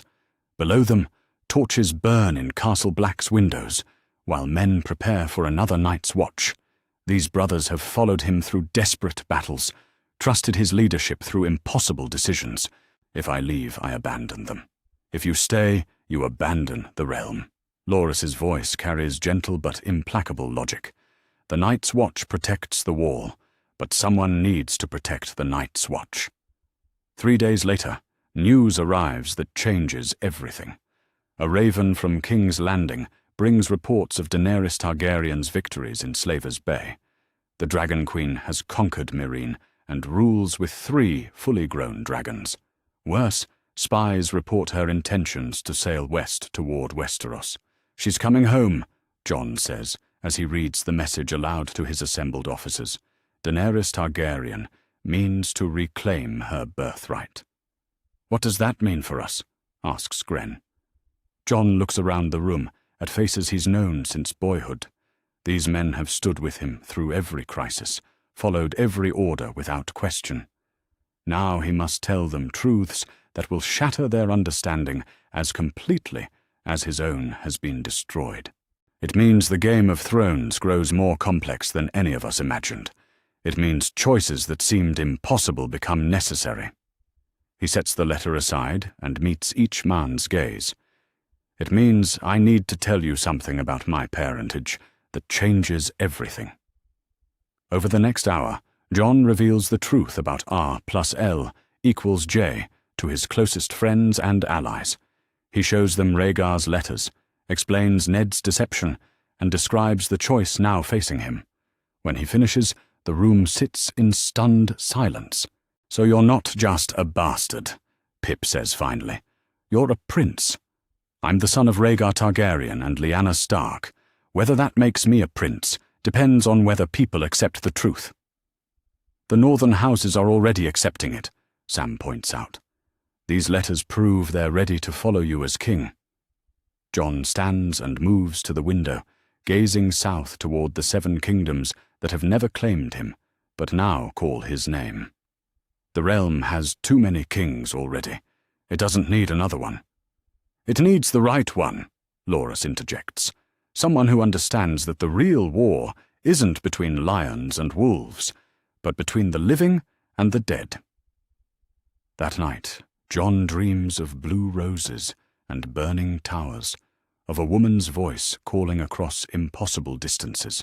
He sees dragons soaring over snow-covered battlements, while ice-blue eyes watch from ancient forests. When he wakes, his decision crystallizes like winter morning frost. The realm burns while the others gather their strength. Daenerys approaches with dragons and conquest in mind. The Iron Throne sits occupied by a child, while grown men tear the 7 kingdoms apart. And at the wall, the bastard prince, who isn't a bastard, must choose between oaths that bind him to ice and blood that calls him to fire. Jon Snow stands in his chamber as dawn breaks over the wall one final time. The letters from Rhaegar spread across his desk like pieces of a puzzle finally assembled. Outside his window, 500 roses and Sir Loras wait for his decision. The choice tears at his soul, but the realm's needs outweigh personal comfort. The Night's Watch will endure without him. The 7 kingdoms may not survive without the unity only he can provide.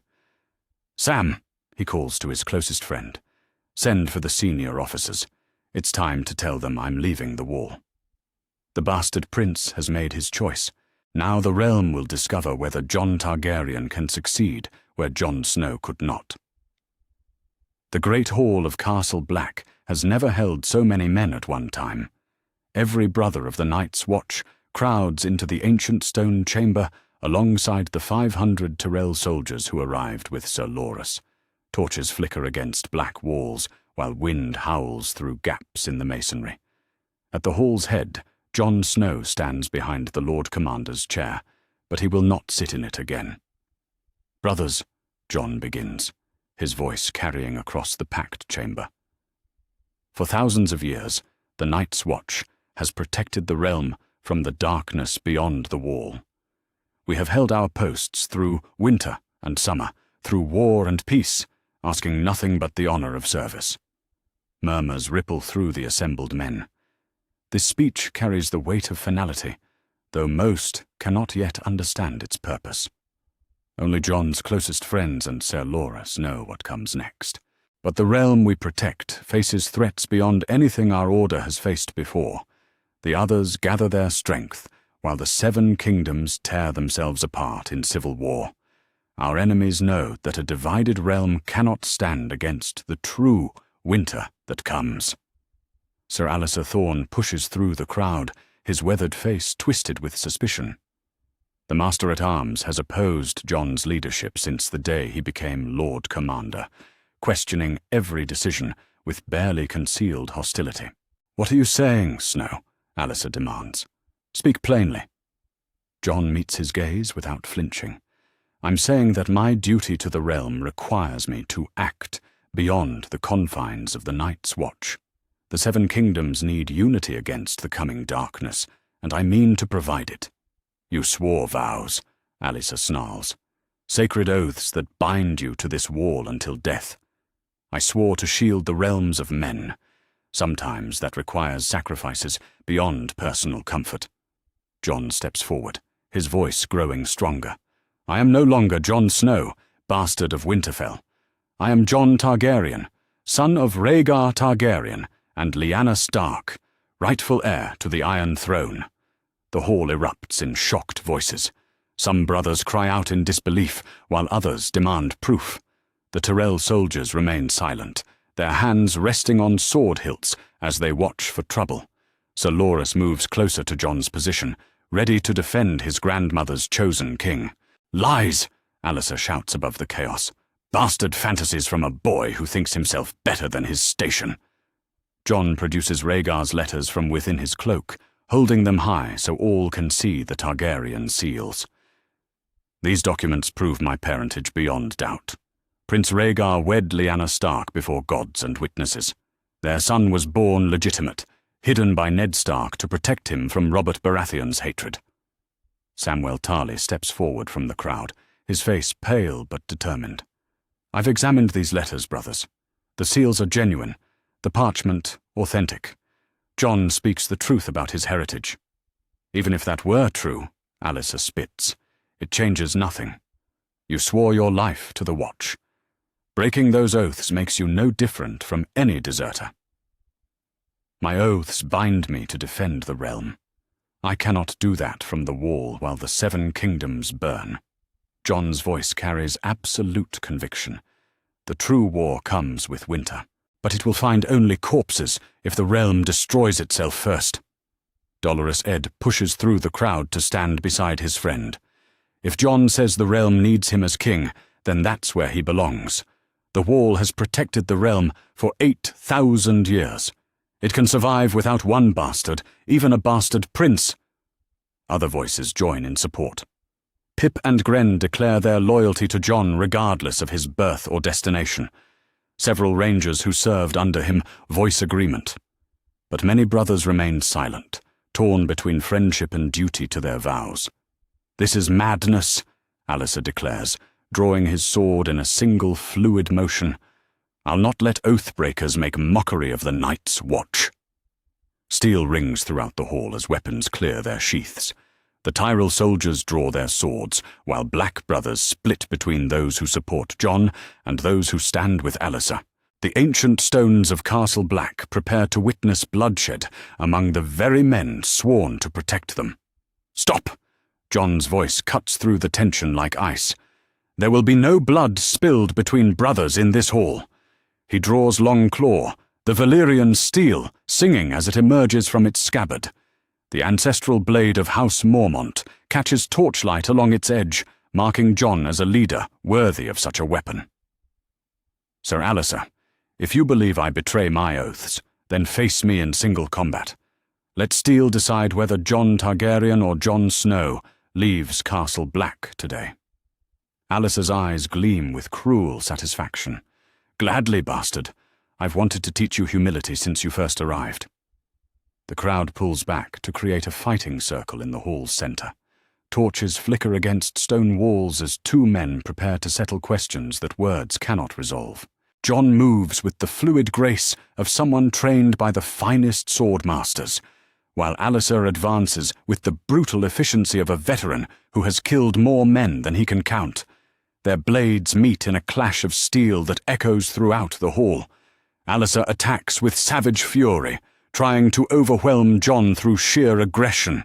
But Jon has learned patience through command, timing through survival. He parries each strike while seeking openings in his opponent's defense. You think royal blood makes you special? Alliser pants between attacks. You're still the bastard boy who arrived here full of southern arrogance. I'm the man who led you through the attack on the wall, the commander who held Castle Black when wildlings threatened everything we protect. Jon's blade deflects another strike. I'm the king the realm needs. The fight continues for long minutes, neither man yielding ground easily. Alliser possesses experience and ruthless cunning, but Jon commands superior speed and determination. When the master-at-arms overextends during a particularly vicious attack, Jon steps inside his guard and places Longclaw's point at his throat. "Yield," Jon commands. Alliser stares up at him with hatred burning in his eyes. "I yield to no oathbreaker." "Then yield to your king." Jon's voice carries new authority, the confidence of someone who has accepted his destiny. "I am Jon of Houses Targaryen and Stark, rightful heir to the Iron Throne and protector of the North. Yield and live to serve the realm in whatever way you choose." Long seconds pass before Alliser drops his sword. "I yield." Jon steps back and sheathes Longclaw. Around the hall, men slowly lower their weapons as tension drains from the chamber. The immediate crisis passes, but larger questions remain about loyalty and duty. "Brothers who wish to remain with the Night's Watch may do so with my blessing," Jon announces. "Those who would follow me south are welcome to break their vows and serve the realm in new ways. But understand this. I go to unite the Seven Kingdoms against the coming darkness, not to satisfy personal ambition." Over the following hours, the Black brothers make their choices. Roughly half decide to remain at the wall under Dolorous Ed's temporary command. The others, led by Sam and Pip and Gren, pledge themselves to Jon's cause. They remove their black cloaks and accept new colors from House Tyrell's stores. Sir Loras approaches Jon as the transformations take place. "My grandmother will be pleased by your decisiveness, but declaring yourself king and actually becoming one require different skills entirely. I know. That's why I need allies who understand the game better than I do." Jon looks around the hall where he has spent his adult life. "Send word to Lady Olenna. Tell her Jon Targaryen is ready to claim his birthright." Ravens depart Castle Black that night, carrying messages to every corner of Westeros. Each letter bears the same basic information. Jon Snow has revealed himself as Jon Targaryen, legitimate heir to the Iron Throne, and calls upon all loyal subjects to support his claim against the usurpers who currently occupy the crown. In King's Landing, Queen Mother Cersei reads one such letter in the Red Keep's throne room. Her face turns pale, then red with fury as she comprehends the implications. Tommen sits on the Iron Throne, listening to petitioners while his mother processes news that threatens everything. "Another pretender," she hisses to Lord Tywin, who stands beside the throne. "Another bastard claiming royal blood to justify rebellion." "This one commands the Night's Watch and has Tyrell support," Tywin observes with cold calculation. "The threat is more serious than previous claims." "He's Ned Stark's bastard," Nothing more. He claims to be Rhaegar's son. If he can prove that heritage, his claim supersedes Tommen's completely. Tywin's voice carries grim recognition of political reality. We need to move against him immediately. But even as Cersei rages and Tywin plans, ravens continue spreading Jon's message throughout the realm. In White Harbour, Lord Manderley calls his banners for the true king returned. On Bear Island, Lady Mormont pledges her forces to the Prince of Prophecy. At River Run, scattered Tully loyalists whisper about Stark honour vindicated. In the Red Keep's gardens, Lady Olenna receives her own copy of Jon's declaration, while walking among rose bushes that remind her of home. She reads the letter twice before a satisfied smile crosses her weathered features. Perfect timing, she murmurs to herself. The boy has found his courage at precisely the right moment. That evening, she attends court as Tommen holds his regular audience. When the time comes for noble declarations, Olenna rises from her seat with dramatic flair. "Your Grace," she announces, in a voice that carries throughout the throne room, "House Tyrell must withdraw its support from your reign. We have received word that the rightful king has revealed himself, and honour demands we serve the true heir to the Iron Throne." Gasps echo through the hall as nobles process this stunning reversal. Cersei leaps to her feet, her face twisted with rage, while Tywin's expression remains coldly controlled. "You dare declare treason in the throne room itself?" Cersei shrieks. "I dare declare truth, Your Grace. Jon Targaryen, son of Prince Rhaegar and Lady Lyanna, has claimed his birthright. House Tyrell serves the rightful king." Olenna's voice carries absolute conviction. "We withdraw our forces, our gold, and our food from this pretender's cause." The throne room erupts in chaos as nobles choose sides or flee to avoid making immediate decisions. But Olenna walks calmly from the hall, her work in King's Landing complete. The Roses have chosen their true king, and the Game of Thrones enters its final phase. Far to the north, Jon Targaryen prepares to leave Castle Black for the last time. He wears new clothes, bearing the red dragon of his father's house, quartered with the grey wolf of his mother's. Longclaw hangs at his side, while 500 loyal men prepare to follow their chosen king south. The bastard has become a prince. The prince prepares to become a king. And across the 7 kingdoms, the realm holds its breath to see whether ice and fire united can heal the wounds of war. The Queen of Thorns has played her masterpiece. Now the realm will discover whether her chosen king possesses the strength to claim his crown.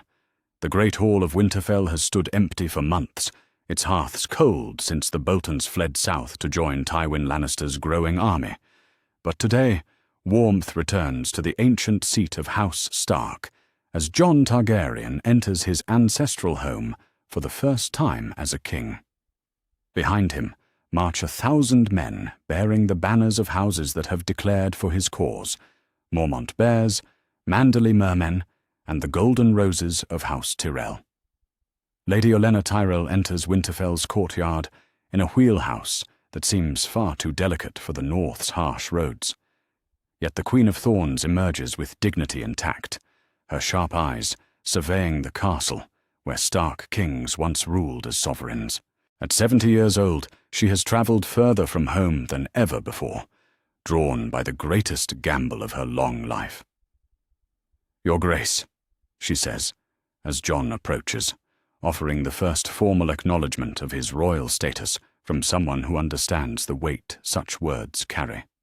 "Lady Olenna." Jon takes her weathered hand and helps her from the wheelhouse. "Your journey must have been difficult. Less difficult than explaining to my bannermen why we march north to support a bastard who claims to be a prince." Her smile carries sharp amusement. "Though your recent correspondence suggests that particular challenge has resolved itself." Around the courtyard, northern lords watch this exchange with suspicious eyes. Lord Wyman Manderley's massive bulk dominates one corner, while Lady Mage Mormont's stern presence anchors another. These are men and women who have bled for Stark honour, and they question whether southern roses truly belong among northern wolves. Jon leads the assembled nobles into Winterfell's great hall, where fires burn in hearths that have remained cold too long. Banners hang from the rafters, displaying the heraldry of houses that survived the War of the Five Kings' devastation. At the hall's head sits the high table where Stark lords held court for thousands of years. "My lords and ladies," Jon begins, his voice carrying across the ancient stones, "we gather to discuss how the realm might be united against threats that grow stronger each day. The others marshal their forces beyond the wall, while civil war tears the Seven Kingdoms apart. We must act quickly to prevent greater catastrophes." "Pretty words," Lady Mormont interjects, her voice sharp as her ancestral blade. "But words won't explain why we should trust roses among wolves. House Tyrell served the Lannisters until yesterday." "House Tyrell served the realm's stability," Olenna replies without rising from her seat. "When stability required supporting King Robert, we did so. When it demanded alliance with the Lannisters, we provided that as well. Now it requires recognizing the rightful king, regardless of where he was raised. And what proof do we have that this boy carries royal blood?" Lord Manderly's voice booms across the hall. "Letters can be forged, seals can be counterfeited. Why should we believe Targaryen claims from a bastard raised at the wall?"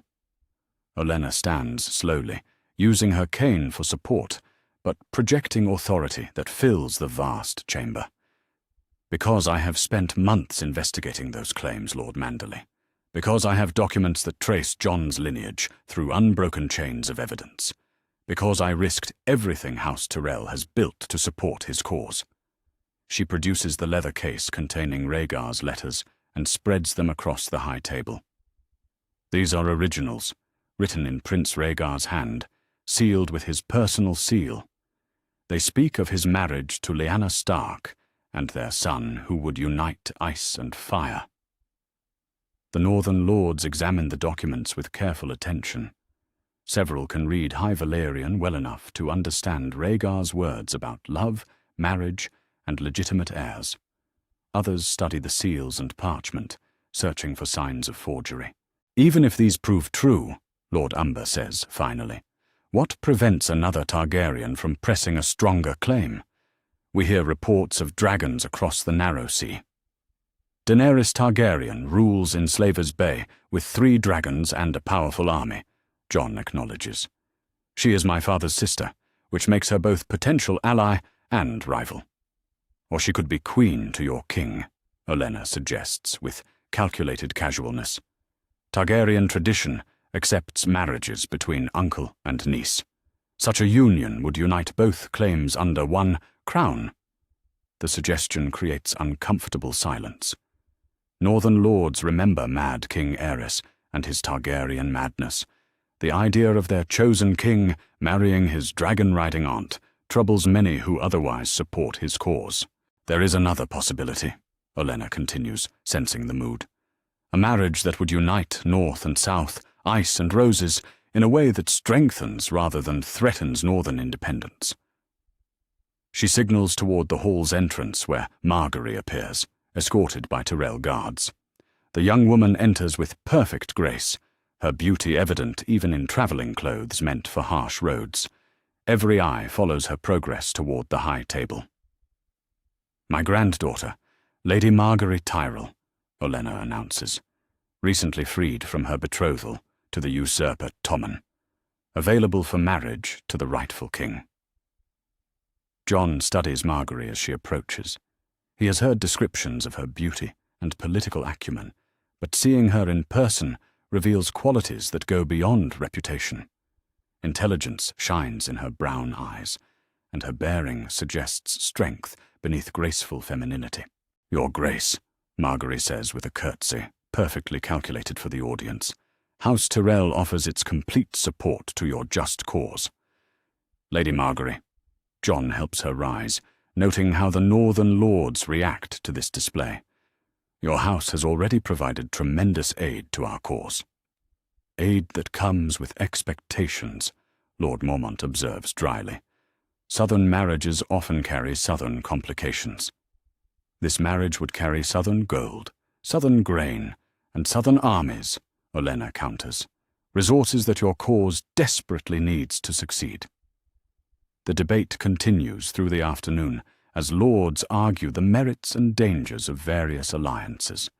But Olenna watches Jon's face carefully, noting how his attention returns repeatedly to Margaery, despite the political calculations surrounding them. That evening, ravens arrive from the south, bearing news that changes everything. Tywin Lannister has called the crown's banners and marches north with 40,000 men. Worse, his scouts report that Daenerys Targaryen has landed at Dragonstone with her dragons and unsullied army. The realm has 3 claimants now, Jon says, as he reads the reports. Tommen in King's Landing, myself in the north, and Daenerys at Dragonstone. 4 if you count Stannis Baratheon, Olenna corrects, though his forces grow smaller while ours grow larger. She spreads maps across the high table, showing the strategic positions of various armies.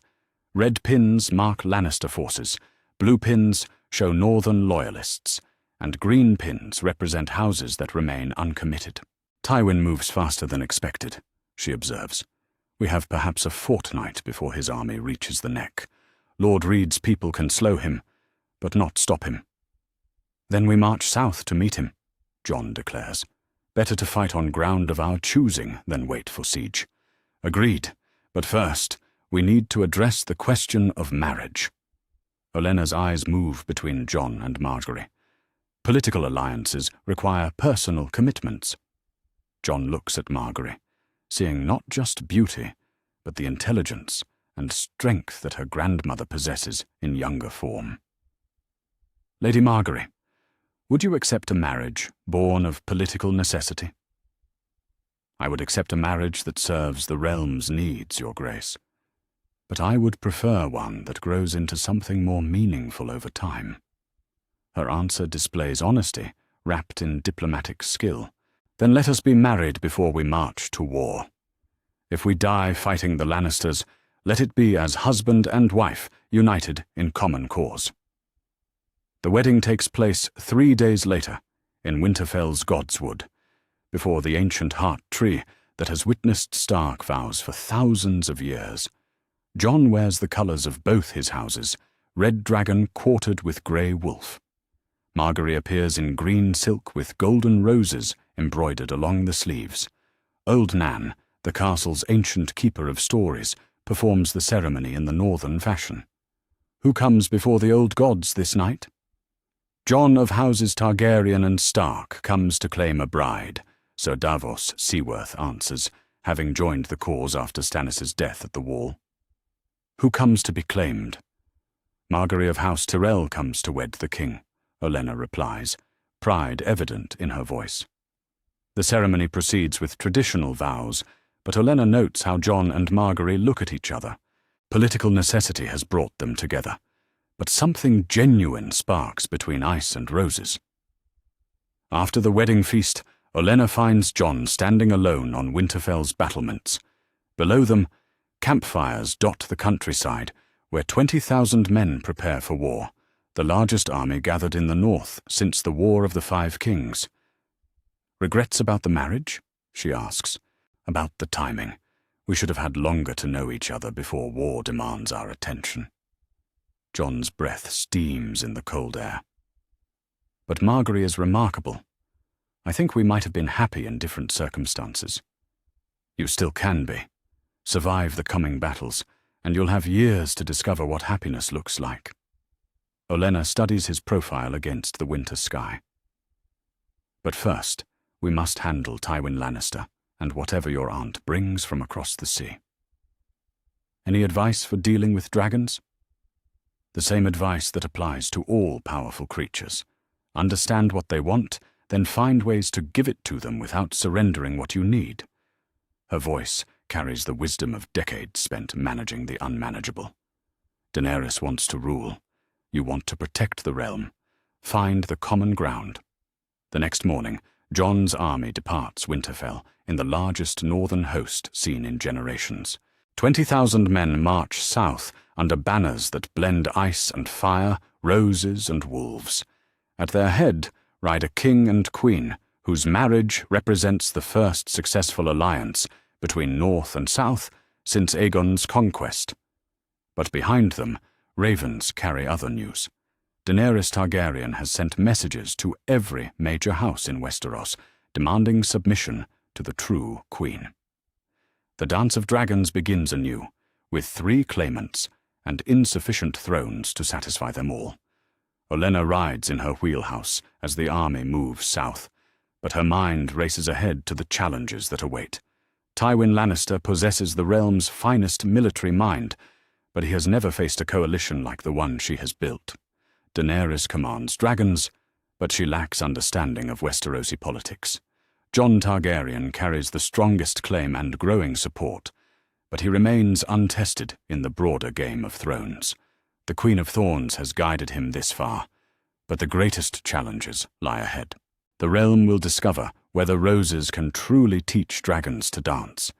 The morning mist rises from the Trident as 2 armies face each other across the muddy fields where Robert Baratheon once smashed Prince Rhaegar's chest with his war hammer. 20,000 northern soldiers stand beneath banners bearing wolves and roses, while 40,000 Lannister troops deploy under the crimson and gold of their house.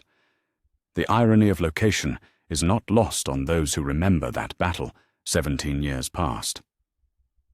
Jon Targaryen sits his destrier at the center of his battle line, Longclaw hanging at his side, while his crown catches the early light. Beside him rides Queen Margaery, resplendent in armor, crafted specifically for this campaign. Her presence on the battlefield sends a clear message to both armies. The North and the Reach fight as one. 2 miles behind the main line, Lady Olenna directs the battle from a command pavilion that overlooks the entire field. Maps cover tables, while ravens wait in cages to carry orders across the battlefield. At 70 years old, she has never personally commanded a battle, but her strategic mind guides every movement of Jon's forces. Tywin deploys his cavalry on both flanks, reports Ser Davos, studying the enemy formation through a spyglass.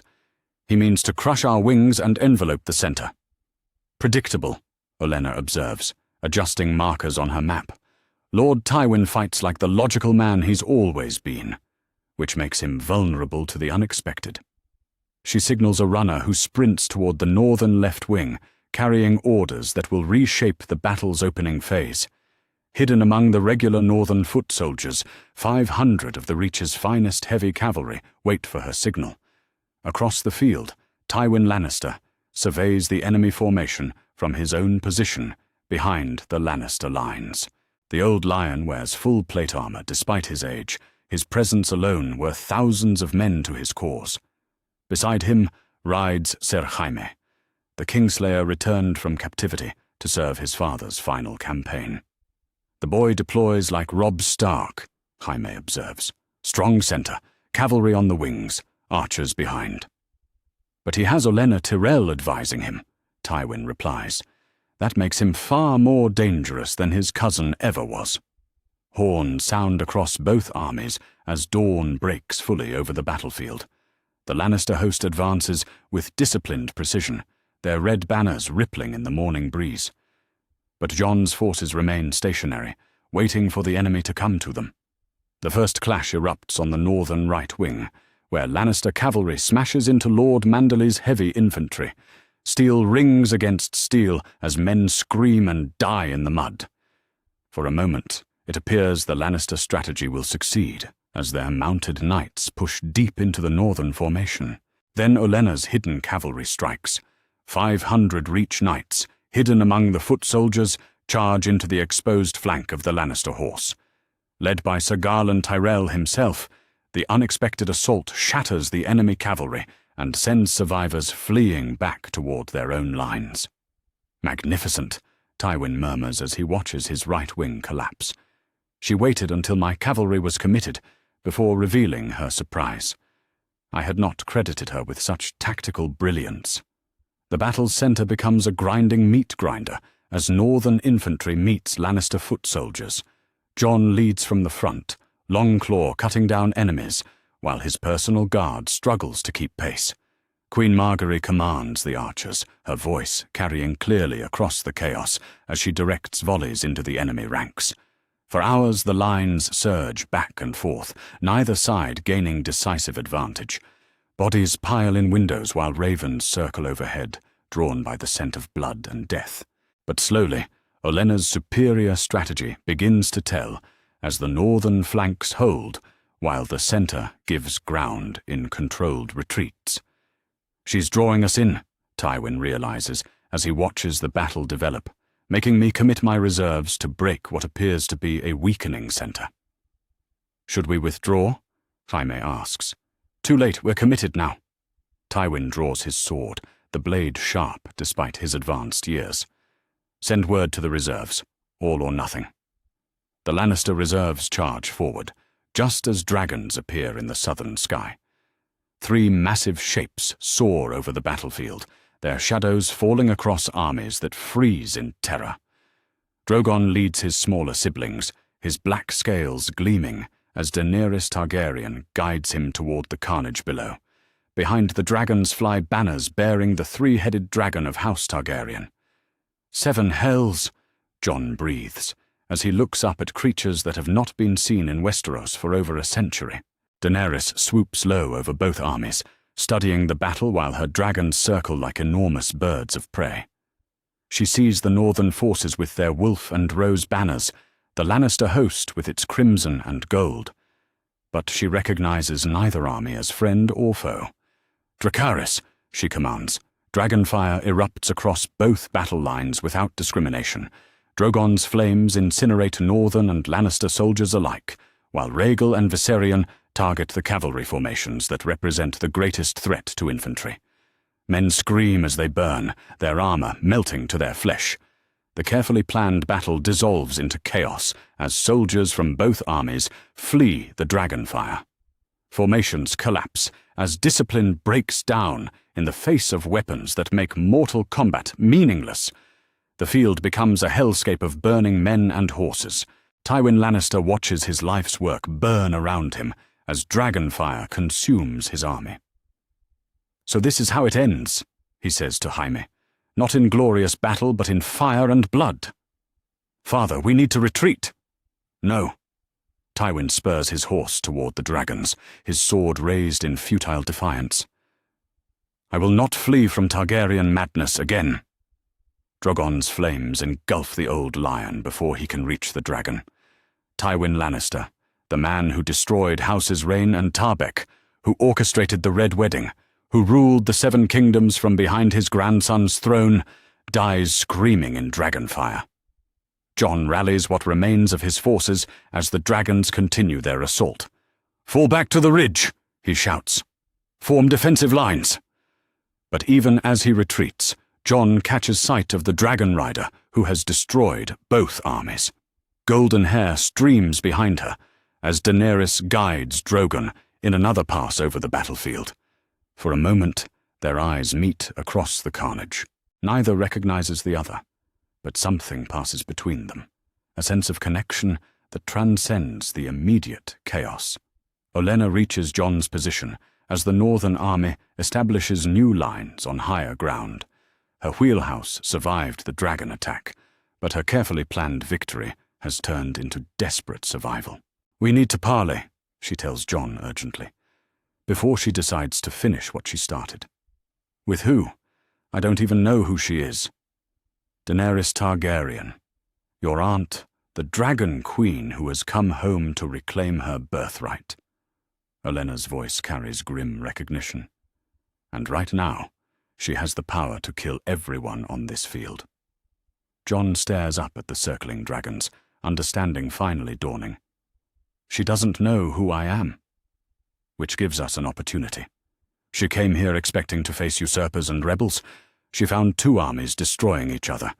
If we approach this correctly, we might avoid further bloodshed.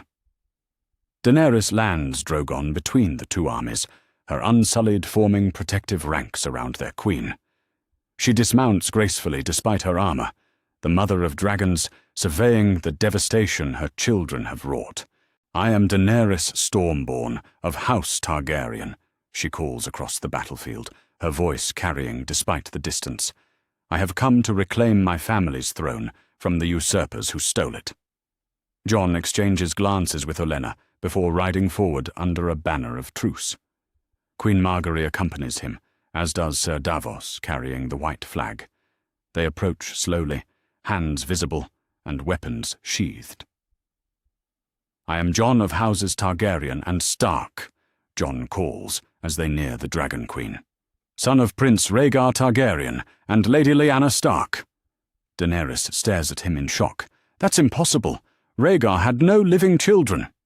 Ned Stark protected me from Robert Baratheon's hatred by claiming me as his bastard.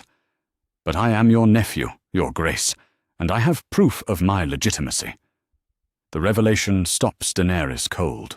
She studies Jon's face, searching for resemblance to her dead brother. If this is true, then we have much to discuss, Olenna interrupts, guiding her horse forward. Lady Olenna Tyrell, your grace, I represent the coalition that supports your nephew's claim. His claim? Daenerys' voice sharpens. I am the rightful queen. You are a rightful claimant, certainly, as is your nephew. But perhaps there are solutions that serve the realm better than more bloodshed. The three leaders dismount and meet in the space between armies, while dragons circle overhead. Around them, survivors from both Northern and Lannister forces watch this unprecedented gathering of Targaryen heirs. You speak of solutions, Daenerys says to Olenna. What solutions exist when two people claim the same throne? Marriage, Olenna replies simply. Targaryen tradition recognizes unions between uncle and niece. Your nephew already has a political wife, but royal marriages often involve multiple partners for dynastic purposes. Jon and Daenerys exchange uncertain glances. The suggestion carries political logic, but both struggle with the personal implications. I need time to consider, Daenerys says finally. Time the realm may not have, Olenna warns. Cersei Lannister still holds King's Landing, and she will use this battle's chaos to strengthen her position. As if summoned by her words, ravens arrive from the south, bearing news that confirms Olenna's fears. With Tywin dead, and both Northern and Targaryen armies damaged, Cersei has declared herself Queen Regent in fact, as well as name. The Golden Company lands at King's Landing with 20,000 fresh troops bought with Lannister gold.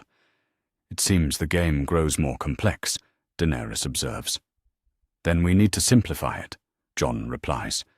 The realm has bled enough. Let us find ways to work together, rather than continuing this destruction. The sun sets over the battlefield, where dragons have returned to Westeros in fire and blood. 3 Targaryens stand among the ruins of armies, while the fate of the 7 kingdoms hangs in the balance. Behind them, Lady Olenna calculates new strategies for a game that has grown beyond anyone's original planning. The Dance of Dragons has begun, but perhaps the Queen of Thorns can teach them steps that lead to peace, rather than mutual destruction. The great pavilion stands on a hill, overlooking the smoking ruins, where 2 armies recently bled and died. Inside the silk walls, 3 people who will reshape the 7 kingdoms sit around a table covered with maps, letters, and the remnants of a simple meal. Jon Targaryen faces his aunt across the wooden surface, while Lady Olenna occupies the position between them, her sharp eyes moving from nephew to aunt as she calculates the realm's future. You truly believe we are family? Daenerys asks for the 3rd time since learning Jon's parentage. Her violet eyes study his features, searching for resemblance to the brother she barely remembers. The documents prove it beyond doubt, Olenna replies, spreading Rhaegar's letters across the table once more. Your brother wed Lyanna Stark in love, not conquest. Their son stands before you, rightful heir to the Iron Throne by every law of succession. Rightful heir, Daenerys repeats softly. Then my entire life has been built on false assumptions. I am not the last Targaryen. I am not the only heir. Jon leans forward, his voice gentle, despite the weight of their conversation. "You are still a queen, Aunt. Your claim remains valid regardless of mine. The question is whether we claim the throne together or tear the realm apart, fighting each other." Together. Daenerys tests the word like foreign wine. What would that mean? Olenna produces a scroll covered with her careful handwriting. A joint reign, with both of you crowned as equal monarchs. Precedent exists in Targaryen history for shared rule between family members. And marriage? Daenerys' question hangs in the air like smoke. Traditional for Targaryens, practical for politics. Olenna's tone suggests inevitability rather than mere suggestion. Your nephew already has one wife for alliance purposes. Royal marriages often involve multiple partners to secure different relationships. Jon thinks of Margaery, who has proven herself both beautiful and capable during their brief time together. Adding another wife, even one who commands dragons, creates complications he struggles to envision. "This is not a decision to make hastily," he says finally. "The realm won't wait for our personal comfort," Daenerys replies. "Cersei grows stronger in King's Landing while we debate family arrangements." As if summoned by her words, a raven arrives bearing news from the capital. Ser Jorah Mormont, who serves Daenerys as advisor and protector, reads the message aloud with growing alarm. The Golden Company has landed 20,000 men at King's Landing. Cersei has declared herself Queen of the Seven Kingdoms in her own right, no longer ruling through Tommen. She offers pardons to any who submit before the month's end. Bold, Olenna observes, and dangerous for her. Declaring herself queen rather than regent gives us legal grounds to challenge her directly. She has 20,000 fresh troops, Jon points out. "We have dragons," Daenerys counters. 20,000 men burn as easily as 20. "Burning King's Landing serves no one's interests," Olenna warns. "The city contains 1 million innocents who deserve protection, not incineration. We need a more subtle approach." Over the following days, the unlikely alliance plans its assault on the capital, while messengers carry word throughout the realm. Some houses declare for the Targaryen restoration immediately, remembering old loyalties or calculating new advantages. Others hedge their positions, waiting to see which claimants survive the coming battle. But Olenna's careful preparation shows its value as previously uncommitted lords rally to Jon's banners.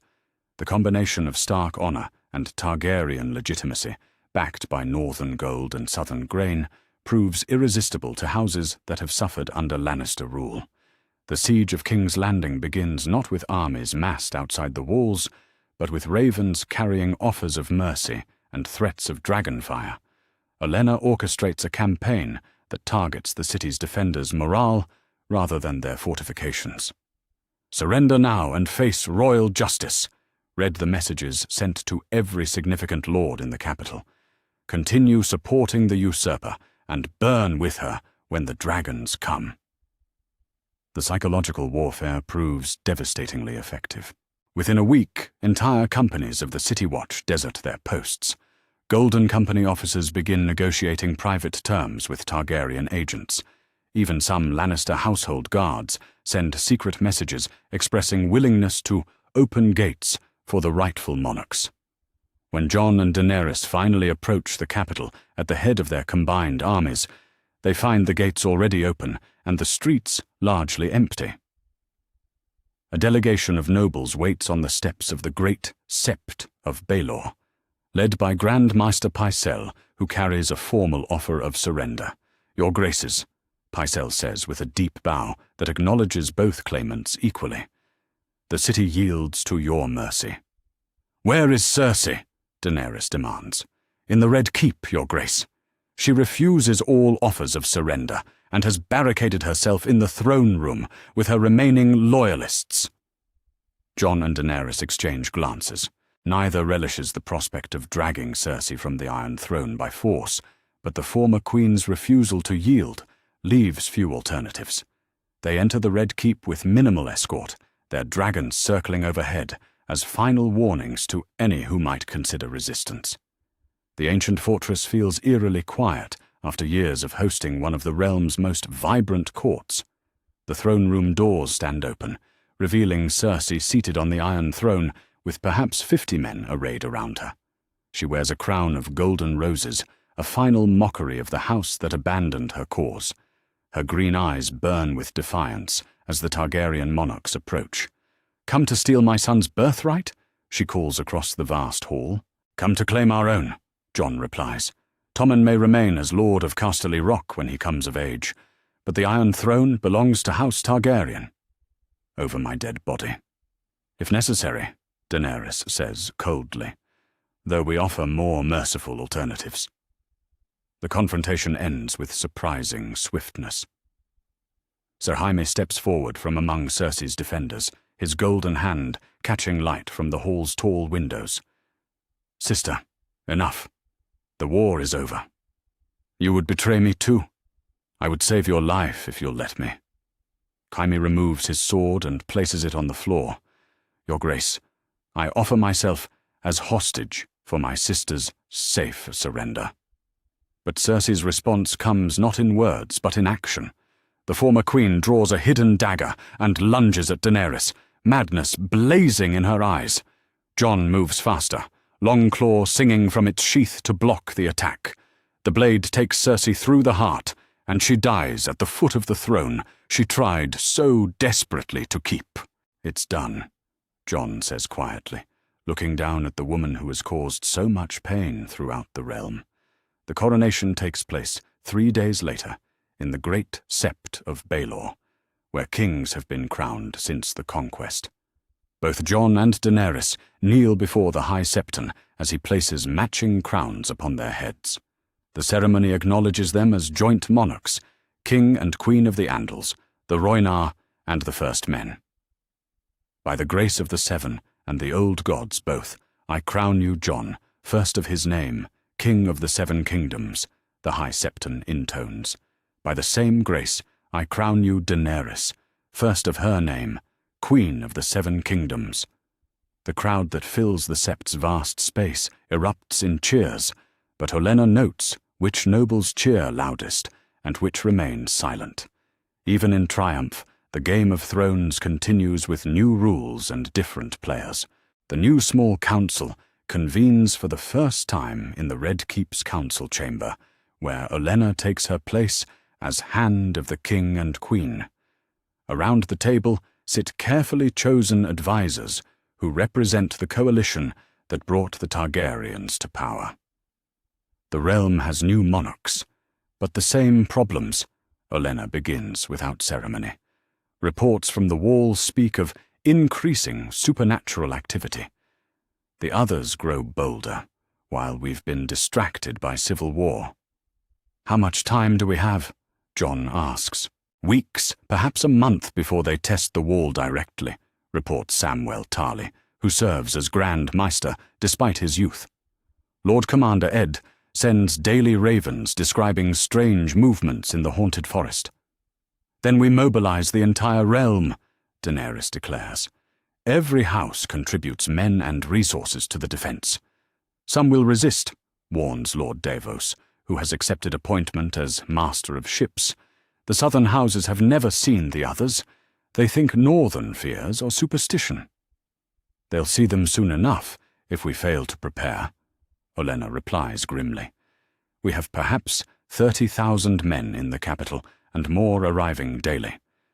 But we need twice that number if the wall falls." The discussion continues through the afternoon as the new government grapples with threats, both supernatural and political.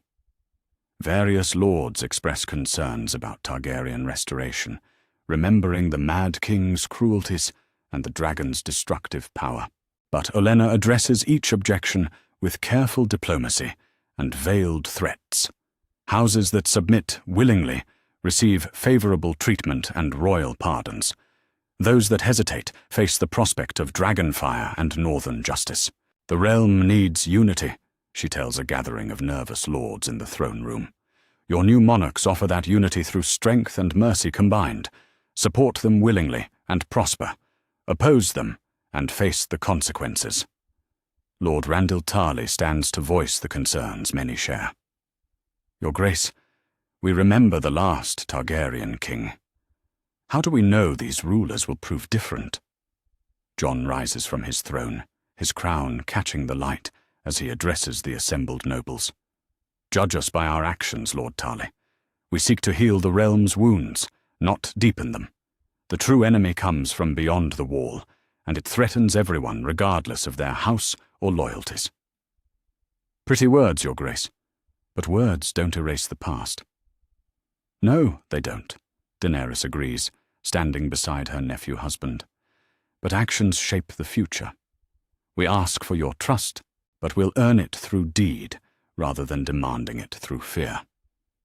The careful balance of reassurance and authority satisfies most concerns, though Olenna notes which lords remain skeptical. Those names will require special attention in the coming days. That evening, as ravens fly north carrying orders for the realm's mobilization, Olenna stands on the Red Keep's highest tower, watching the sun set over King's Landing. Below her, a city that has seen too much bloodshed prepares for war against enemies that dwarf all previous threats. Jon joins her on the balcony, his crown set aside for the privacy of night. Do you think we can unite the realm in time?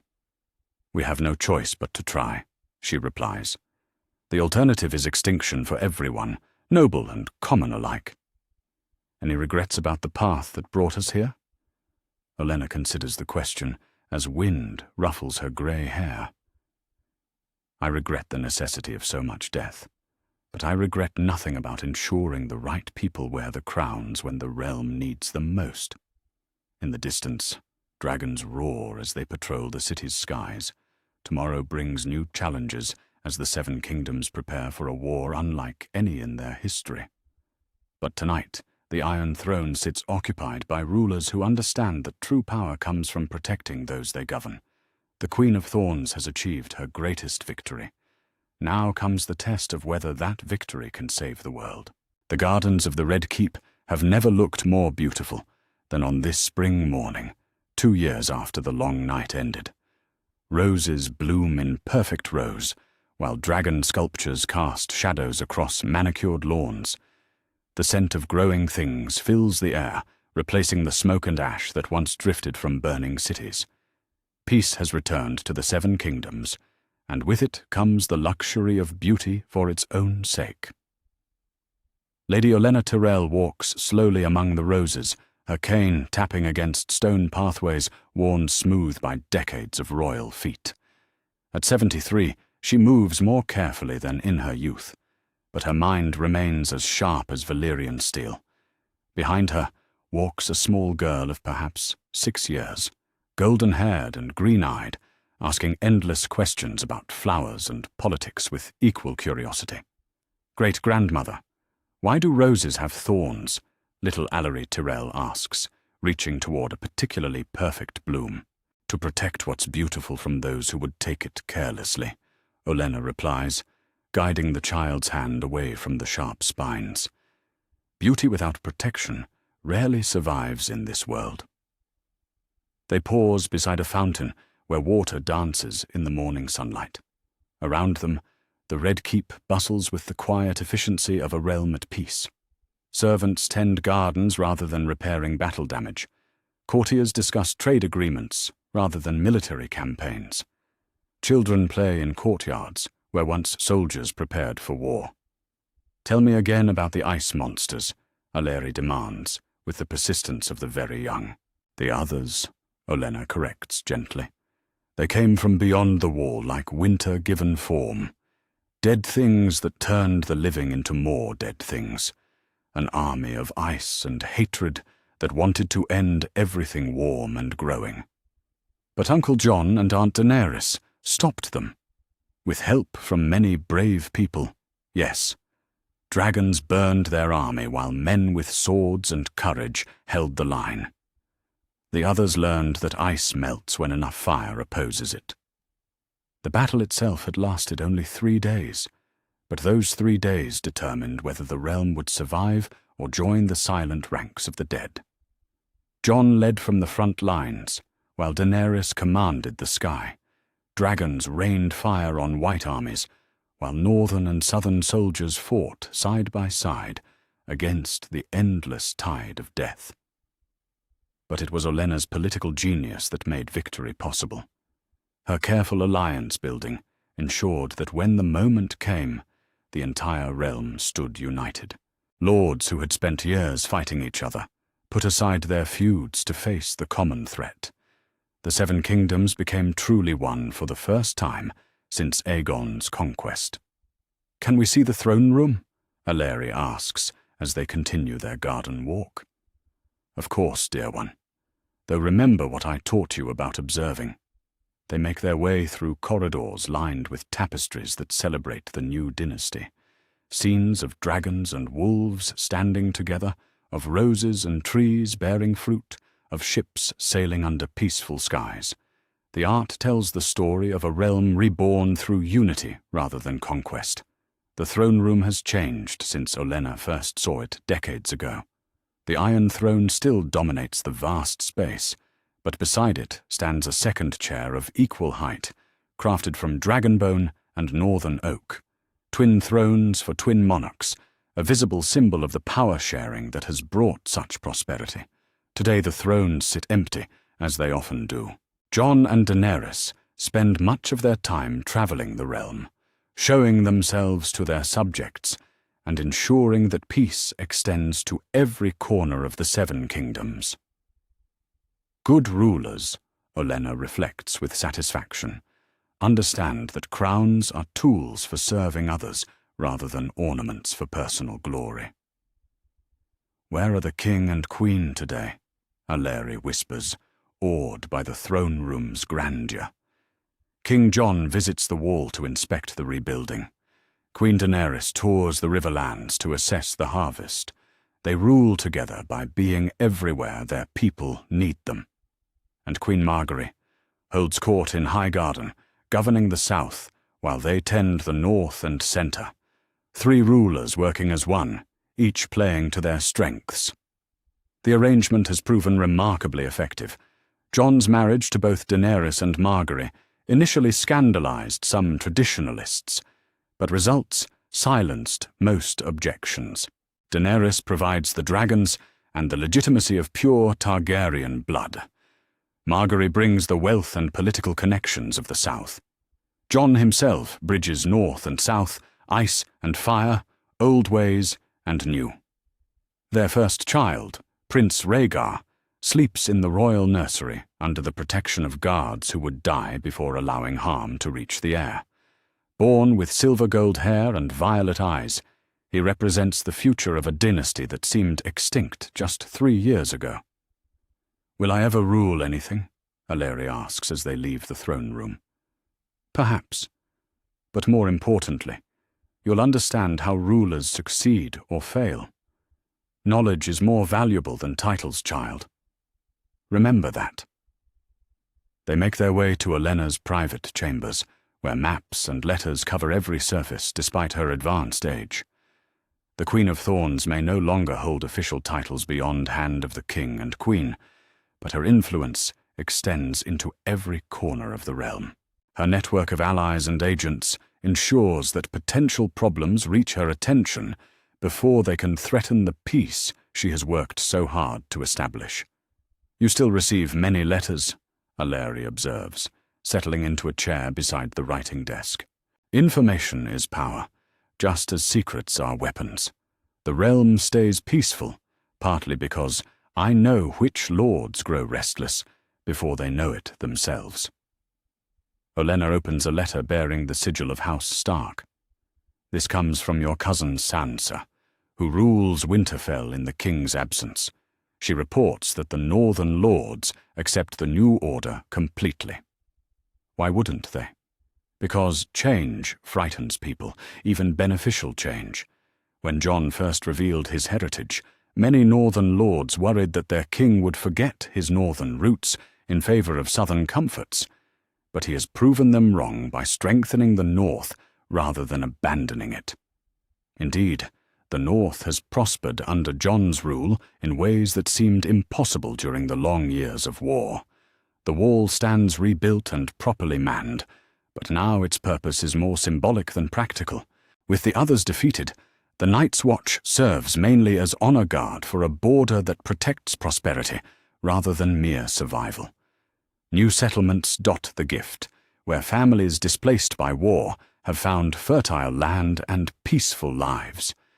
The ancient feud between wildlings and southerners has ended with former enemies working side by side to build something better than what came before. And the dragons? Illyri asks. Do they still frighten people? Less than they once did. Queen Daenerys uses them for construction, now more than destruction. Dragonfire melts stone for new roads, clears forests for farmland, provides heat for northern villages during winter. The sight of dragons no longer means death and conquest. The transformation still amazes Olenna when she considers how completely the realm has changed. The dragons that once inspired terror now help build the very peace their flames initially threatened. Daenerys has learned to wield her power with wisdom rather than fury, understanding that true queens create rather than destroy. A soft knock interrupts their conversation. "Enter," Olenna calls. Queen Margaery steps into the chamber, her beauty undimmed by 3 years of queenship and the responsibilities that come with it. She wears a gown of green silk, embroidered with golden roses, her crown a circlet of gold and emeralds that catches the afternoon light. "Grandmother, I have news from the south," Margaery announces, settling gracefully into another chair. Lord Hightower reports that the Arbor's wine production has doubled since the wars ended. Lord Redwyn attributes the improvement to the certainty that his products won't be stolen by armies or burned in battles. "Prosperity breeds prosperity," Olenna observes with satisfaction. When lords can plan for tomorrow without fearing that war will destroy their efforts, they invest in permanence rather than merely surviving. The marriage alliances you arranged continue bearing fruit as well. House Stark now has ties to half the major houses in Westeros through Jon's extended family. The bonds grow stronger each year. This was perhaps Olenna's greatest achievement, creating a web of relationships that makes future civil war nearly impossible. When every major house has marriage ties to the ruling dynasty, rebellion becomes not just treason, but kinslaying. The political structure she designed reinforces itself through family bonds that transcend mere loyalty. "And Jon's other plans?" Olenna inquires. The new roads progress ahead of schedule. Trade between north and south has tripled since the dragon roads began connecting the regions. The Great Bridge across the Neck should be complete before winter.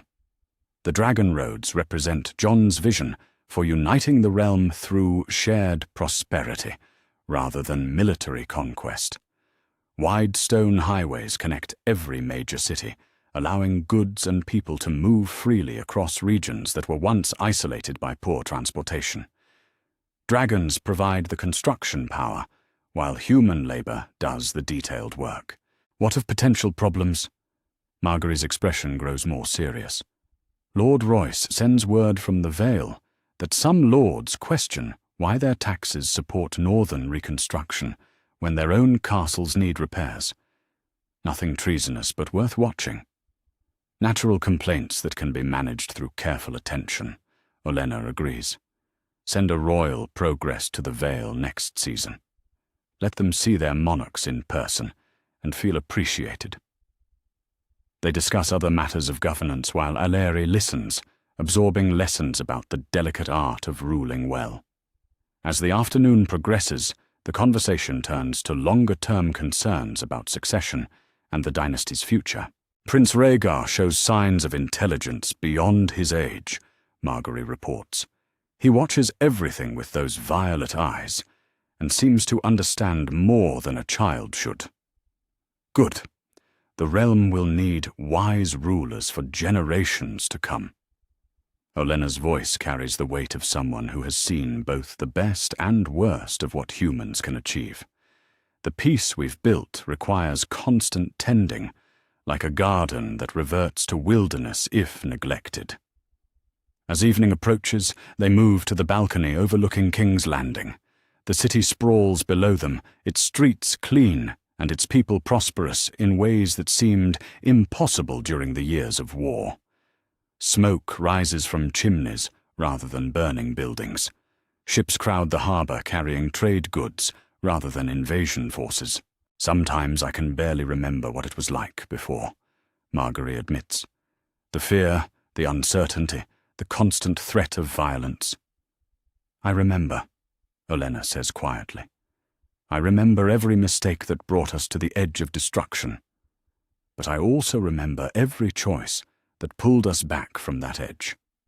She thinks of Joffrey's cruelty and how his death opened the path for better rulers, of Tywin's brilliance undermined by his inability to see beyond traditional power, of Jon's journey from bastard to king through the revelation of truths hidden for 17 years. Most of all, she remembers the moment she decided to investigate a bastard's parentage and discovered the key to reshaping the world. "What do you want your legacy to be?" she asks Alyri as the sun sets over the capital. The little girl considers the question with the seriousness of someone much older. "I want to be remembered as the person who helped people be happy. A worthy goal. But remember, lasting happiness often requires difficult choices. Sometimes you must be willing to do hard things so that others can live easy lives." "Like the hard things you did?" Olenna smiles at her great-granddaughter's perception. "Exactly like that. The Game of Thrones never truly ends, child. It just changes players and rules. Your task will be to ensure the next generation plays more wisely than the last." As stars appear in the darkening sky, dragons return to their roost atop the Red Keep's towers. Their presence no longer signals conquest, but protection, guardians of a peace that has lasted longer than anyone dared hope. In the distance, lights flicker in windows, where families gather for evening meals without fear of armies or ice monsters disrupting their simple joys. Children play in streets that know safety. Merchants plan ventures that extend beyond next week's survival. The realm that Olenna Tyrell reshaped through cunning and patience has become something unprecedented, a kingdom where power serves those who hold it rather than the other way around. Standing on her balcony, as night falls over the capital, the Queen of Thorns reflects on a lifetime spent learning that true power comes not from armies or dragons, but from knowing the right secrets at the right time. She discovered that a bastard was a prince, that a game could be won through patience rather than force, and that roses could indeed bloom even in winter. The Seven Kingdoms are united under wise rulers who understand that crowns are responsibilities rather than prizes. The long night has ended, and spring has truly come. That's our theory. Westeros is a land filled with exciting stories and possibilities, and we love exploring them. If you want to accompany us on this journey across the Seven Kingdoms and beyond, then please like, share, and subscribe to our channel.